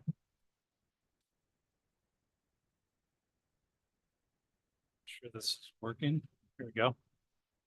So just a quick little background on this community development block grants. We participate with the other cities, and this is in this urban county program, and it's funded by HUD and administered locally with the county. And there's 3 basic activities that any grant award must meet: benefit to lower moderate income persons, aid in the prevention of elimination or blight, or address urgent needs that pose a serious and immediate threat to health or welfare of the community. The council actually reviewed 4 applications that we received and made a draft award recommendations at their December 12th meeting. It's kind of the breakdown of available funding this year. It's broken down into basically 3 categories. Public facilities and housing projects is the largest. It needs to be at least 65% minimum. Public services is a maximum of 15%. And then administration has a max of 20%. And the number is $134,205 is the estimated amount. We have not received the final amount from the county yet. So this is the for the final recommendations tonight. This would be the number that would go forward, and any recommendations, we would recommend that a prorated share be adjusted by the awards at the council. So at that December 12th meeting, here's the 4 applications that the city received. And the application amounts and the draft council recommendation. City of Atascadero for the public facilities category had 87 for the VO Camino sidewalk and ADA improvements. There was $87,233 recommended. Also for the city of Atascadero, the youth activity scholarships, 12,500. ECHO for operation of their homeless shelter was 7,631. And then the administration costs that typically are used for the county is 13% and the city is 7%. So with that, make this really short and sweet.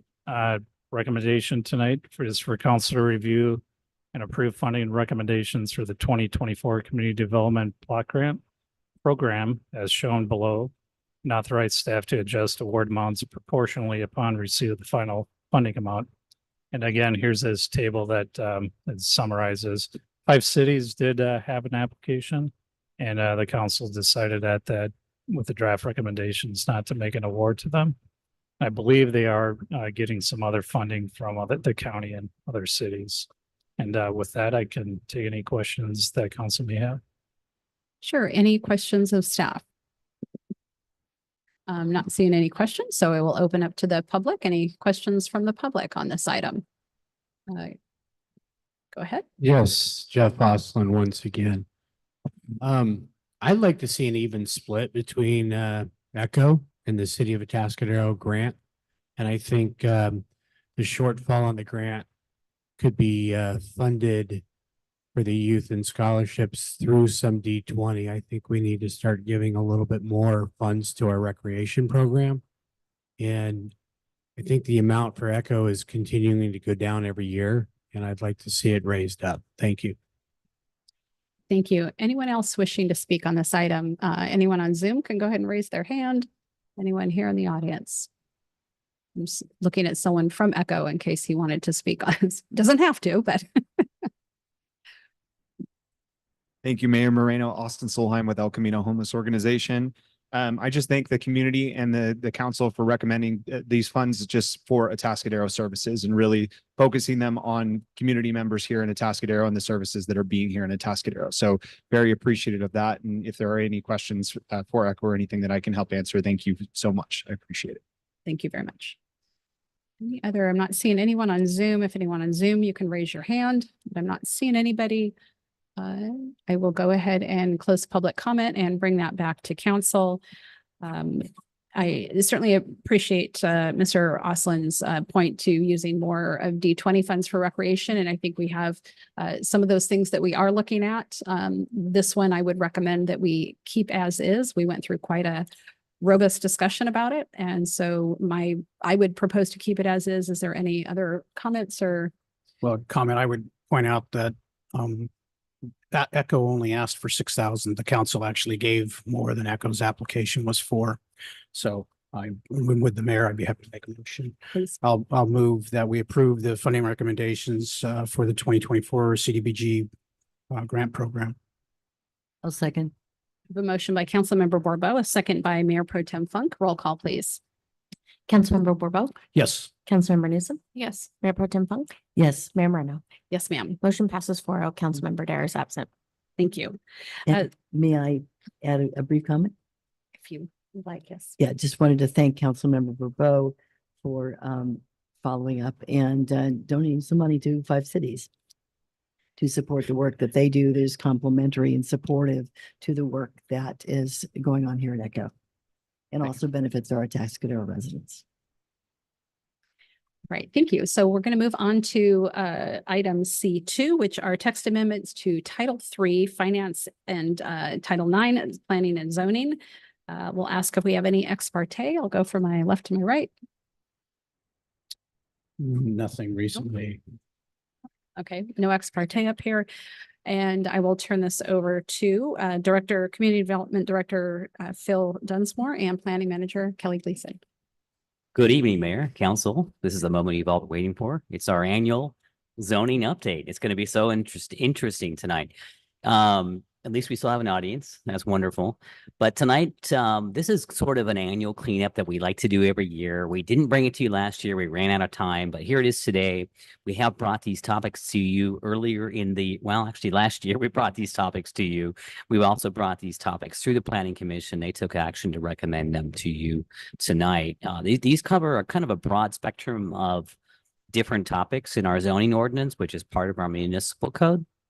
And the main intent, I want to kind of baseline this by saying the idea is to streamline processes, to make it easier to read the zoning regulations. And then in some cases, we're responding to state law. And then furthermore, we're just fixing stuff that's just not written right in the code. So I'm going to go through this. There's actually 3 different sections that we're going to kind of go through, 3 different categories. And what I'm going to do is go through one category. We're going to pause, allow the council to ask questions about the topics in that area, and then we'll go to the next. And then when we finish the whole presentation, then we can go out for public comment. I think that's the way that we decided to do that. So I'm going to start with a few topics and jump right into these things. I already mentioned kind of these things here. It's 19 topics are being addressed with this update. We did bring this to you last year.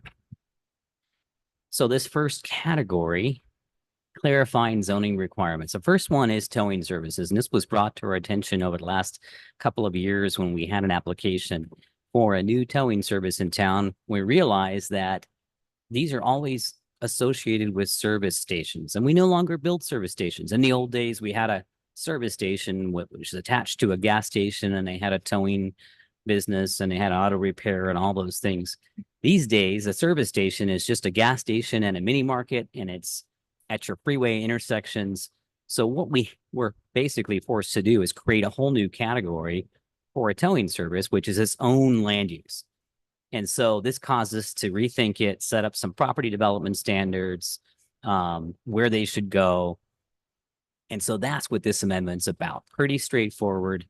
We did recommend some basic standards such as a limitation to the outdoor storage, some landscaping and screening for it, allowing these by right in our industrial zones, and allowing them conditionally in other areas that are closer to retail along El Camino Real, specifically known as our commercial service location. Next item is recategorizing co-working. Basically, this is one more little shift that's a cleanup of not having ground floor offices in our core downtown commercial district. Right now, our code categorizes co-working, which is a great land use, by the way, as a business support service. It's really an office, and it's a really great office, but is it an office that we want taking prime retail space out of our core for? Now, when I talk about the downtown core, what we talk about is the area that surrounds Sunken Gardens Park, East and West Mall, a little bit of El Camino, a little bit of Entrada, and a little bit of Traffic Way. It doesn't mean the properties that are, actually our code calls it south of Atascadero Creek, but it's really sort of, southeast. It's kind of at an angle.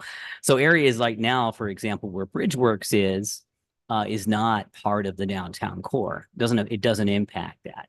What this basically says is that these things, when they're in the downtown core, should be above the ground floor. They should be in locations that are acceptable, or they should require a use permit. They're just an office use. That's this little fix. This one is kind of broad, temporary events. We want to embrace temporary events. We have a lot of small scale retail type temporary events where a retail business has a sale outdoors. They have pop-up food. They've got some things that are happening. We don't want to squash those things. We don't want to make them do a process every time they do that. This is a pure streamlining activity. So instead, I think in the past, what we've done is we've required them to come in for an event permit and get fire department approval and building approval. most of these events really don't need that. Instead, we're putting the threshold a lot higher with this recommendation so that the only events that would trigger what we call a special event permit would be those that set up a big structure that needs to be approved by the fire department.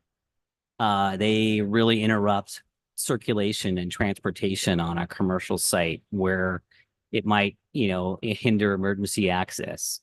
It might be something that requires restrooms to be installed. Those are the kind of temporary events where we need to give a little guidance for health and safety.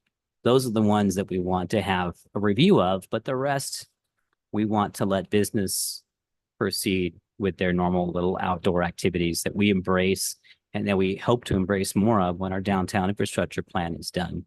So that, in a nutshell, is that amendment. Home occupations. Right now, our code doesn't have clear guidance on on what size of the equipment you can have on home occupation and how many. So what we wanted to do is add standards, and that is a particularly big one there, but it's tobacco. We wanted to say, what's the definition of heavy equipment? How many items can you have? And again, we embrace a home occupation. These are great in our community, especially our rural community where people run an office out of their house, or they may be a contractor and they have their own truck and they have their own little tractor. And that's great. When it gets out of hand is when someone has an actual contract construction yard in their property and they have multiple pieces of heavy equipment and it begins to damage our local roads that aren't designed for that. So this kind of reins that in and says, all right, we need to have our public works team look at it if it's going to have a street impact, or we need to have a limit to the number of those big things that are in neighborhoods. Haven't had a lot of issues in this arena, but we're just, again, it's another cleanup item. Personal services. This one was brought to our attention this past year when we were approached by a tattoo shop who actually wanted to legally challenge the city. And they brought it to our attention that we can no longer use the word blighted. Apparently, that particular terminology has been taken away by some case law. And so the precedent's been set that if we call a tattoo shop a blighted land use, our ordinance would basically be null and void, because I think this case law has determined that they aren't blighted land uses. So what this proposal does is remove that language. It simply takes out the blighted word from our personal services restricted land use. Still allows us to control these land uses where they go. We just have to take the blighted definition out of it. So instead, the wording, instead of saying may have a blighting or deteriorating effect upon the surrounding area, it simply says service establishments that provide these land uses, such as check cashing, payday loans, fortune tellers, psychics, palm, tarot card readers, tattoo, et cetera, just in that list are a different personal services, and they do need a special approval, and they're only allowed in certain zones. So instead of saying they're actually blighted, we're just saying, hey, these uses are different and they are allowed in those zones. And so this, we believe, is acceptable and will withstand that case law determination. How many more do I have in this category? I keep going here. Is this my last one? All right, great. All right. Downtown density. We were recently reviewing a project, a really nice project for a vacant lot in the downtown. And in fact, the Zappas family is doing that. It's a beautiful mixed use project. And helping guide that along, and it came to our attention at that point that we, in our zoning code, don't recognize 24 units per acre in the downtown. We recognize 24 units per acre in all of our other commercial zones for mixed use, but for some reason it got left out of the downtown. And we did this change some time ago, and it was intended to include the downtown, but it did not. So this is a fix to make mixed use projects consistent throughout the city for their density, just like the commercial retail districts, which will enable that project like Lamoda project, which is a really neat mixed use project downtown, to happen. So this change needs to happen to make that happen and for consistency around the downtown. So that finishes that category. I'd like to pause here, see if you've got questions back on those particular items, and then we'll pick up with the other categories. Thank you, Director. And particularly some of the things you're talking about, just making things, we've all said we want things to be easier on business. We want more activities. And so thank you for doing some of these things that kind of have that higher level view and aren't so onerous on particularly small businesses, but just, people in the community trying to have some fun. So appreciate that I will look to council for any questions on these. Mayor Pro Tem Funk, followed by Councilmember Borbo. Thank you. And thank you, Phil. Couple of questions on the outdoor storage of the towing yards. What do the vehicles that they tow in that might be awaiting repair or being picked up or whatever for some period of time for stored vehicles, do those count as storage? Yes, that's exactly it. That's exactly the reason for that 8,000 square foot limitation. And in discussion with a local towing operator, they said that that should be sufficient.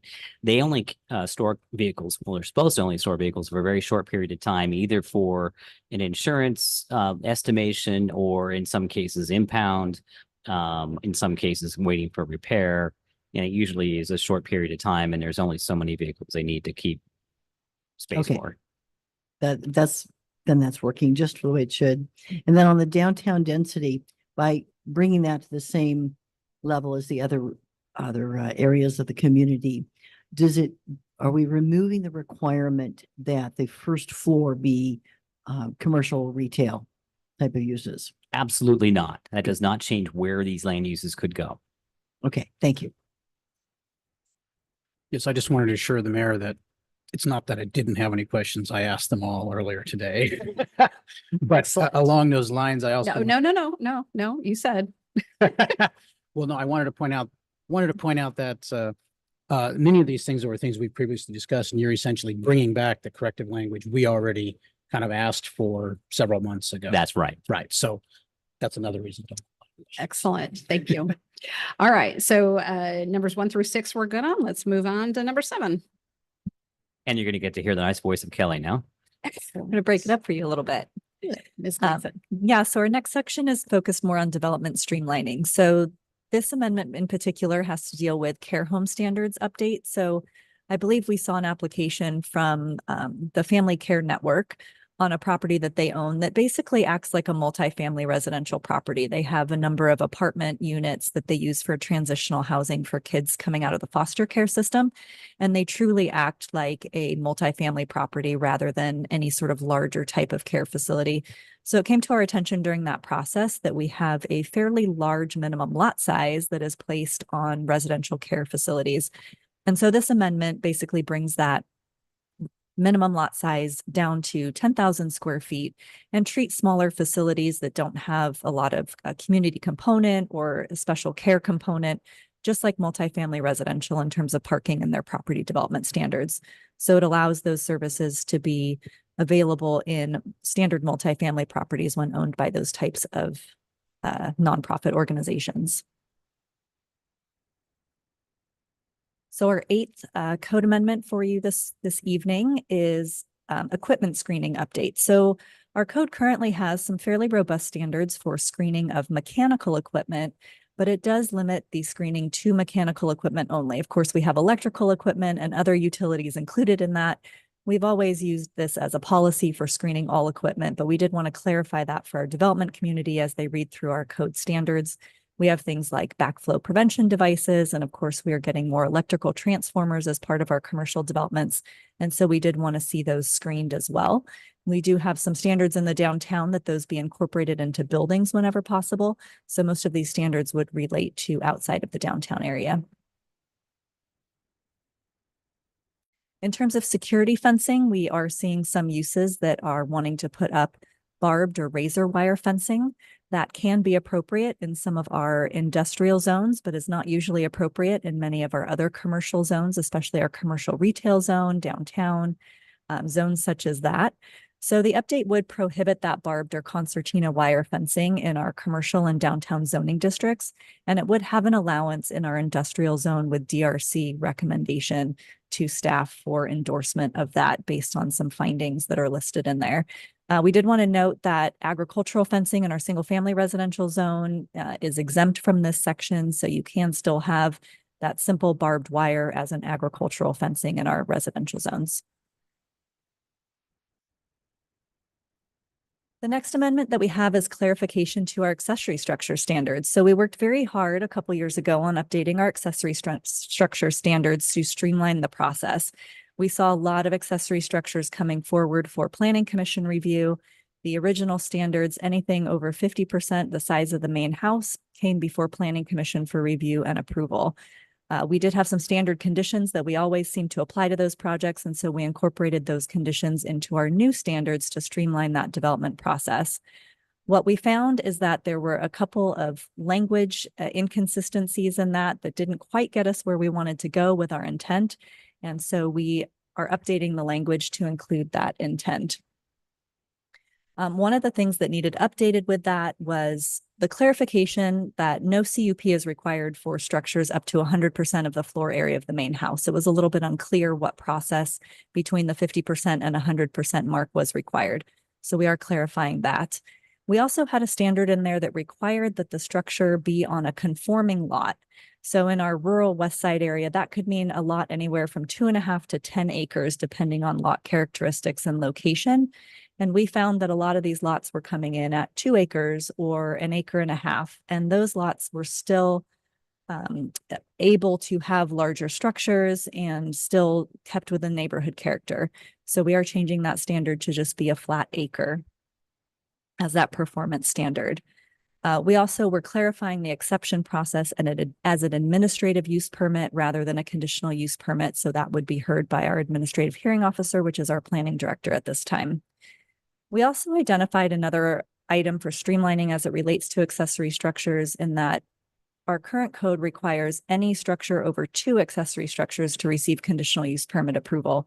We have a lot of large acreage parcels out there. Accessory structures are things like patio covers, somewhat, large sheds, large chicken coops, and of course, detached garages and barns. So 2 structures seems a little limiting. And so we are recommending that we change that number to 3 structures, then requiring the use permit at 4. The next code amendment is refinement of recreational uses in our commercial park zone. Our commercial park zone is mostly on our north end of town on El Camino, between El Camino and the freeway. CPK zone was intended for a variety of uses, light industrial, tourist-oriented uses, and it does mention recreation in our general plan category. The CPK zone currently allows for amusement services and indoor recreation, but it does not allow for outdoor recreation. We do have some people interested in that at the moment, and it does seem appropriate to allow outdoor recreation with an administrative use permit approval in our commercial park zone. And that concludes that section. I think those were pretty straightforward, but we're available for any questions. All right, so it was 7 through 11. Very good. Any questions, Councilmember Newsom? The additional use permit doesn't require noticing, but a CUP does to the neighbors. An administrative use permit also requires noticing to the neighbors. So when we're changing the ADUs, that's gonna require an AUP notice? Not ADUs, just other accessory structures. So ADUs are exempt per state law. So this would be things like large garages or barns. Or large chicken coops, you said? Or very large chicken coops if you're greater than 50% the size of your house. Thank you. It's a lot of chickens. Very large chicken coop. I don't have that Yes, a question, just make sure I understand this correctly from reading it here and from your presentation. Changing the allowed number of accessory structures to 3 rather than 2 before requiring a use permit. Is that only apply to sites over 1 acre? Is that how you worded that? No, that would apply in any scenario. So you could have a 1/4 acre lot, and if you could squeeze in 3 accessory structures, that would be allowable? yes. And it might just be that someone has a little gazebo and have that little pool house next to that. And then they might have a little greenhouse. And so that kind of scenario happens all the time. So, right, and I'm thinking, well, in that sense, sheds, if they're under 120 square feet, so let's say 10 by 12, I didn't think they count as an accessory structure.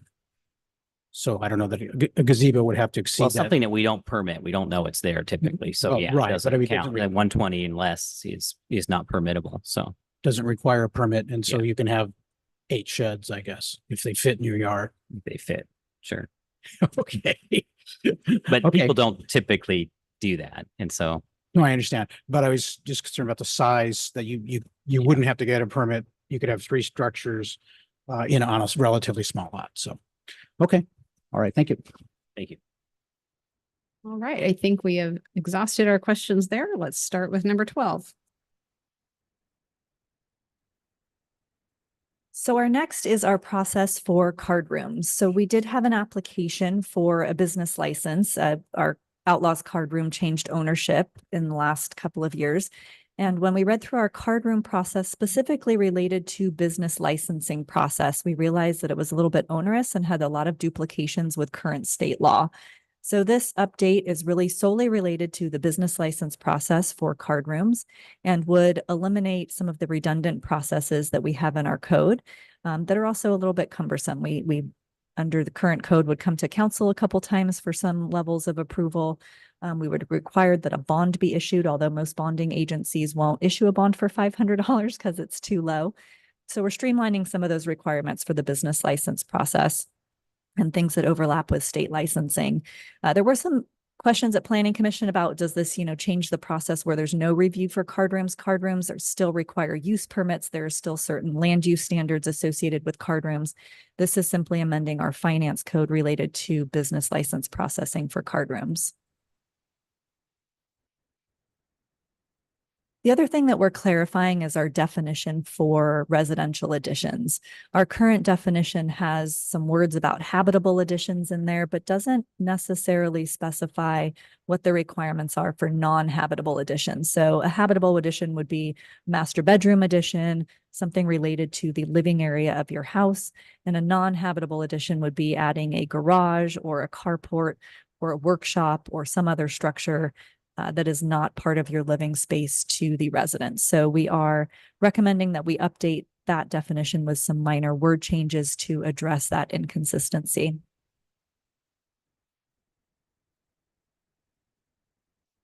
The next one we're doing is our state law update related to large family daycares. They keep raising the number on the amount of kids that people can have without a use permit in order to expand our childcare options throughout cities. And so this would take away the discretionary process for a large family daycare home and increase the number of children consistent with state law from 12 to 14. Again, these are separate than a childcare center. These are just family daycare homes. And so those are still regulated differently if they involve a little bit more care than what is seen in a typical residential unit. Kelly, to clarify, nobody needs a use permit to have kids. Right. Correct.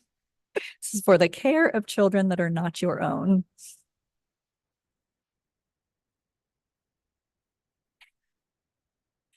Our next amendment relates to setbacks for accessory structures. So our current zoning ordinance has 2 different sections related to setbacks for accessory structures. We do allow currently reduction of our setback to 3 feet for accessory structures. One section of our code does not have a size limit on this size of structure that could be eligible for the setback reduction as long as it's less than 12 feet tall. Another section clarifies that this is really meant for structures that are less than 120 square feet. So permit exempt structures. You go to Home Depot, you get a small shed, you can put that up to 3 feet from your side and rear property line.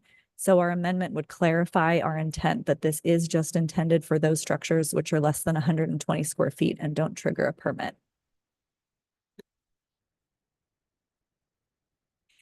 We've kind of combined the last sections to amend into one slide. They're pretty easy. Some of them are typos. So there's a typo in our parking requirement section for restaurants that we're updating. We're removing chip seal option for slope driveways. This is consistent with fire department standards for access at this point in time. There's also some appeal language that needs to differentiate between aggrieved persons, the planning commission, and the city council, individual members thereof. So we do have some language related to that. And I believe that we have some amendments proposed this evening to clarify that even further that we can show you in a little bit. And then we're also updating our public hearing requirements to include DRC. Our hearing section was a little bit outdated and only included noticing and public hearing requirements for planning commission and council. So with that, staff is recommending, and planning commission did recommend, that the council adopt the draft ordinance for first reading to approve the suggested amendments. I did want to point out that the personal services definition that we showed on the slide earlier this evening is slightly different than the one that's in your attached or draft ordinance. There was an inconsistency with what planning commission recommended. We did not get that language into your draft ordinance. And so the language that was on the screen is the language that we're recommending adoption of, which is slightly different. And we can bring that back up if you'd like to compare that. So there's two things then. There's something with the personal services restricted that is different than what's in our packet. And then you're saying that the appeal language was also changed slightly from what's in our packet, correct?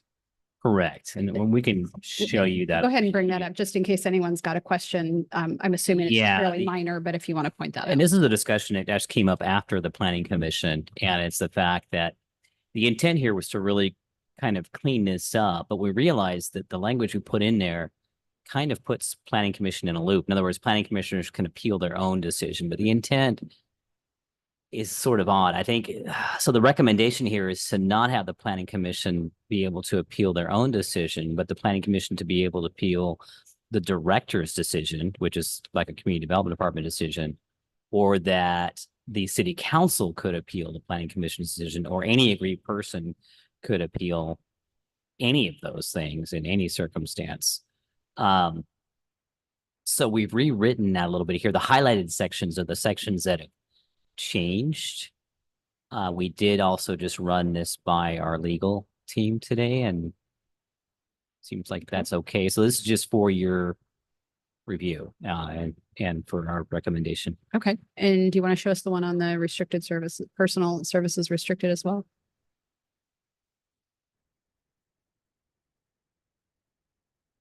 So our definition in your packet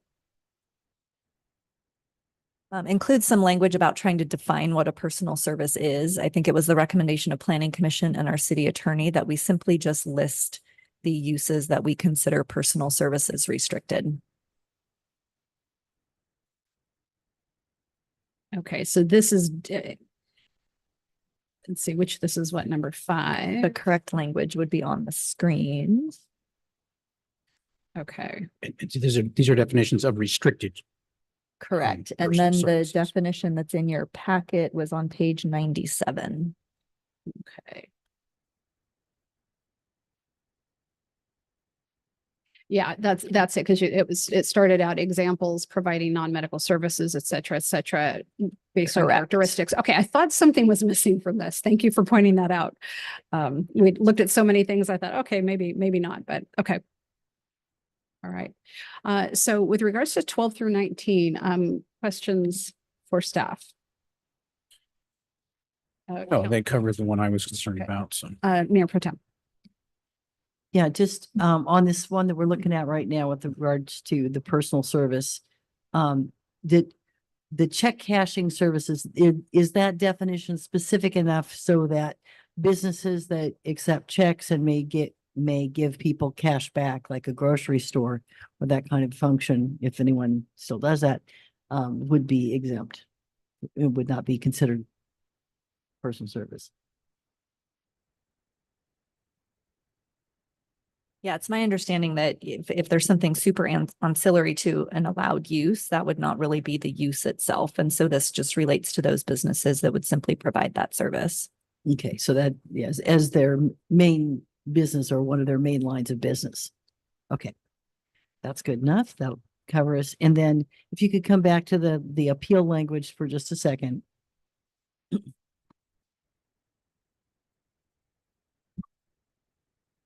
just want to make it sure, it looks to me like this is good, but I want to make sure that we are covering the two different contingencies. One is that a member of the council or the planning commission might be affected by a decision and choose to appeal that. And as an aggrieved party, for example. And then the other is the potential for that members of this body or the planning commission might choose to appeal a decision in which they don't have any personal stake, but as a matter of policy believe that it should be reviewed at this level. Do we clearly allow for both of those situations in this language? Thank you for clarifying that. The intent here is to still allow a planning commission to appeal, but they would appeal as an aggrieved citizen, aggrieved person, not as a planning commissioner, if it was a planning commission decision. Now, they could appeal, of course, the directors or the planning department's decision as a planning commissioner, but the idea is to not have them, appeal from their own body as a planning commissioner free of charge. So the fee thing may also be a discussion item as well. I think we were in the staff, we were kind of debating that, should the city council only have that control to waive a fee of the appeal, or should the planning commission, or should it be, only in cases where the planning commission appeals decisions of the planning department, or should it be, something else? And so this is our best try at that, I think, with the intent of what. So to clarify what Mayor Pro Tem Funk is asking and what you're saying, Director, is that if the planning commission makes a decision, we're saying a planning commissioner can't say, well, I was on the losing end of that and I'm going to appeal that decision and not have to pay for it unless they are an aggrieved person in terms of they suffered some detriment in their mind because of that decision to their property or whatever, which actually they may not have been able to be on that body making the decision. But there may be a planning commissioner. But they may be a planning commissioner who is appealing that decision. That is the as an intent aggrieved of this person. amendment. Okay. But they're appealing as an aggrieved person, not as a planning commissioner. So I think, does that Okay, help with that clarification? So we do allow for appeals to be initiated by the planning commission or individual members thereof, right? As I read this, so if that decision is a decision of the planning department, my department, yes, they still can do that. Or if they're appealing their own decision, they would have to do that as an aggrieved individual community member. Okay, so that they can, the planning commissioners can appeal a staff decision or they Such can an administrative use permit. Sure. Okay. I And think- that would then get appealed to the planning commission. Correct. I think the key issue here, Mayor Pro Tem, is the fee. So and I guess the difference. So as an aggrieved citizen and planning commissioner can appeal a decision, but you'd have to pay a fee for that. So you don't create this loop where a minority planning commissioner continue to appeal to the council. They actually have to pay the fee. Unless it's a director decision, they can appeal that without a fee. That's the difference. Yes. Right. Correct. That's what I wanted to clarify what we're doing here with this. That seems reasonable to me, but we'll come back to that when we get to discussion. I'm not seeing any other questions. No. All right. So what I want to do right now is take a brief break. It is 8:03. Why don't we come back at 8:10 and then we'll go out to public comment on this item. Thank you.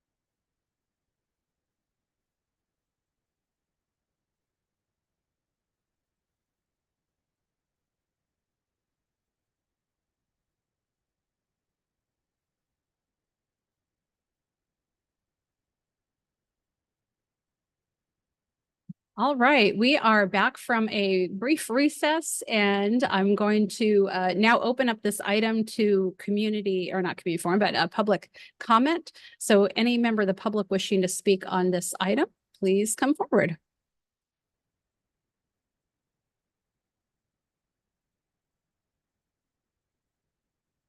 Good evening, Council. Jeff Osland once again. If our community development director would put two items on the screen, that would help a lot, please. Number 4 for starters, and then number 9. Thank you. If you can share that.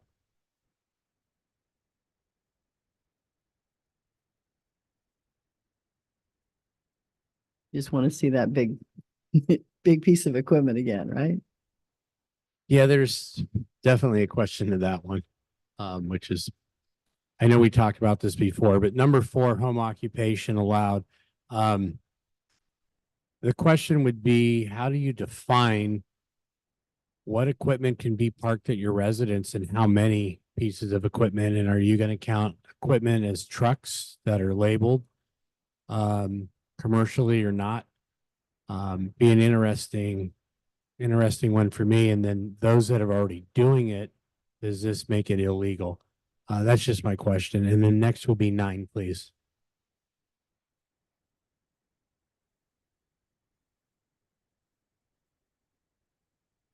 Security fencing.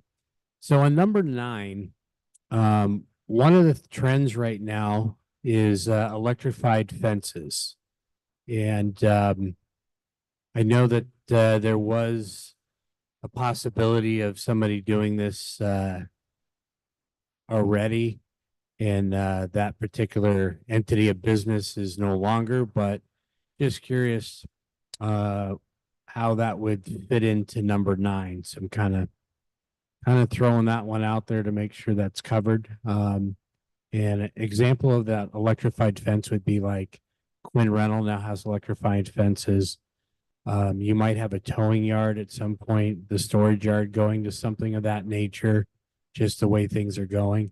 So I think we should maybe consider that as well. And lastly, which I don't need up there, is number 10, and we know the definitions of this, but thank you for putting it up there. For structures greater than 50%, the primary house, I thought at some point we actually agreed that you could do more than that if you had a very small, I believe we did this in 2019, or 2020 during the pandemic. If you had a very small house that was an old house, that you actually could do something larger than 50%. So I'm just wondering where that code went from 2020 from that change. And I don't see a problem with that at all. I just want to make sure we're not forgetting something. Thank you. Thank you, Mr. Osland. Anyone else wishing to speak on this item? I'm not seeing anyone here in person. I'm not seeing anyone in the Zoom room. If you wanted to raise your hand, you're more than welcome to come on. All right, I don't see anyone, so I'm going to go ahead and close public comment and bring it back to council and to staff. I'm going to ask our community development director and/or Ms. Gleason, you could address Mr. Osland's questions. Yes, starting with the home occupational out equipment. Or it's actually on page 114 of your agenda report, there's a section that talks about oversized heavy equipment storage. And it does define what these things are. And it's essentially weighing 5,000 pounds or more. And there is some definitions of a Sweco water tender backhoe. So it's not anything. It's not someone's personal truck, work truck, things like that. There is a very specific definition of that. And I think that answers that. He did say if somebody is currently not in compliance with this, how will that be treated? So like any other code enforcement case where a complaint basis, if someone did file a complaint with the city, we would have to follow up to see if it's in compliance or not. Yep. And then number 9 with the security fencing and talking about the trend of electrified fencing and if that is addressed anywhere. I'm looking at that section now, and the fencing section is on page 110 of your agenda report. And I don't believe we put electric fencing into this amendment. I'm not sure if it's somewhere else in our code. So I don't think it's addressed. Okay. So maybe something to have on our radar for later. It is, and I think it's actually coming in with part of objective design standards, so we can look at that a little more closely before we bring that to you. Okay. Wonderful. Thank you. And then on number 10, that is 50% up to 100% of the square footage. That's So, right. yeah. And so, and 50% would be a staff level approval, 60% staff level approval. It's all the way up to 100%. And then when you get over 100%, then it goes back into that use permit or administrative use permit. So the key change here, though, in reference to Mr. Oslin's question is, because he thought maybe this didn't change it much, but the big change is that this is going to be done at staff level. Correct. Not require planning commission, Yeah. CUP, et cetera. Essentially, So it's objective that's the standards big- that are now put in place. So that's the big change. And I really appreciate that we've actually done a lot of that. And Councilmember Borbeau, you started one of those when we kind of with this essentialism concept back with the tree ordinance and not having to bring, I mean, I remember sitting on the planning commission myself where, every other time you're like a tree and you go through the same things. And these are things that staff is more than equipped to deal with, and we're able to save time and money for the applicants. And so that's the kind of thing we're doing here. And thank you very much for bringing these to us. So I think just based upon our conversations and the public input, it's looking like we're good to go forward as is. Councilmember Newsom, did you have yeah, please. Jocelyn always brings up some good questions. So some of that hot wire is used for agricultural purposes. So for hot wire for horses and such, is that going to have you have an exemption in there for agricultural fencing? Is hot wire depending on, I mean, I guess if it's a chain link hot wire, are you going to delineate what type of hot wire is agriculture and what's not?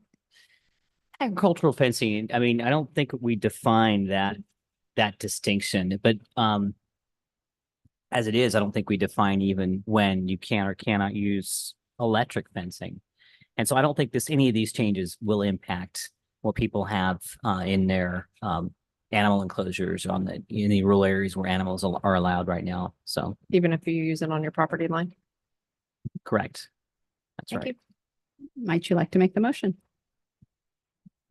I make the motion that we approve staff's recommendations. With the two language changes. Yes, with the two language changes. Okay.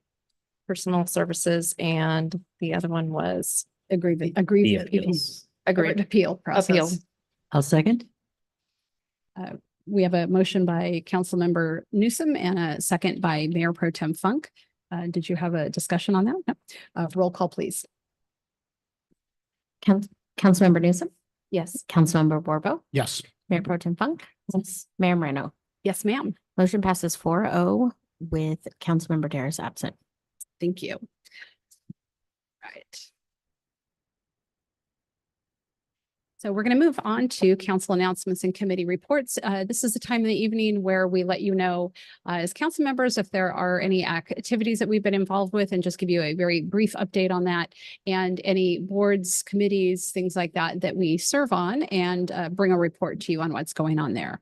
So I'll go from my right to my left and start with Councilmember Newsom. I don't have any committee information to report, but last time I attended the NRC or Nuclear Regulatory Commission for government to government officials on the Diablo plant before the public hearing. So that was very interactive and interesting to talk with colleagues as well as NRC as they're dealing with Diablo's recommissioning or extension on its license from 5 to possibly 20 years. Thank you. The Atascadero Basin Groundwater Sustainability Agency was going to meet on the 6th of March. That is being postponed to either the 20th or the 27th. So, and the agenda for this particular meeting will be to get the annual report for the water year that has recently concluded. We expect that that's good news because there was lots of water, and the main concern of the groundwater is supply. So, but there were a couple of injuries and illnesses that are interfering with the completion of that report in time for all the noticing in advance of the 6th. So keep an eye out if you're, I don't know, really a big fan of the water report for when that's going to be presented. It is due, it has to be approved during the month of March so that it can go to the state in a timely fashion. Then the Design Review Committee will be meeting on the 7th of March on Thursday. And the Homeless Services Oversight Council full body will be meeting on the 20th of March. With regards to water, had been talking with John Neal a few weeks ago, and as you, I'm sure, know, the 2022 levels, our water levels, even before the 2023 storms, have actually been increasing. So we have a very healthy, robust basin. Councilmember Bourbeau. I have nothing to report. All right. I had a city managers meeting, or not city, I'm not a city manager. Mr. Lewis is looking at me like, what? I had the countywide mayor's meeting a week or so ago in Paso Robles, and it was really interesting. So as some of you may know, we have an MOU for the Central Coast for Regional Biosolids Cooperative. And really what that means is we're looking at this issue of PFAS, and sort of that chemical that seems to never go away. And we have it in our water supply, you know, not just at Atascadero, but everywhere. And we're learning how to manage that. And what we're discovering, obviously, through technology, is there are actually some processes that can process PFAS and actually completely get rid of it, and even the byproduct then can be useful. So really interesting to see the technology that's out there, and this MOU allows us to move forward regionally and potentially have a plant somewhere in the Central Coast. Certainly Paso Robles is looking at some possibility there, and it's exciting to see what's coming, because I know this has been an issue for far too long, and we're really looking forward to something like this that could really make a big difference. So more to come. And then lastly, my mother is turning 80, and I am going to be on vacation. So I will be missing our next meeting, but you are in good hands, obviously, with our council and with our Mayor Pro Tem. So I've asked Councilmember Bourbeau to attend the RTA meeting next week, and Mayor Pro Tem Funk will attend the mayor's meeting. So thank you both for representing me in my absence. And with that, I will see if there are any individual determinations.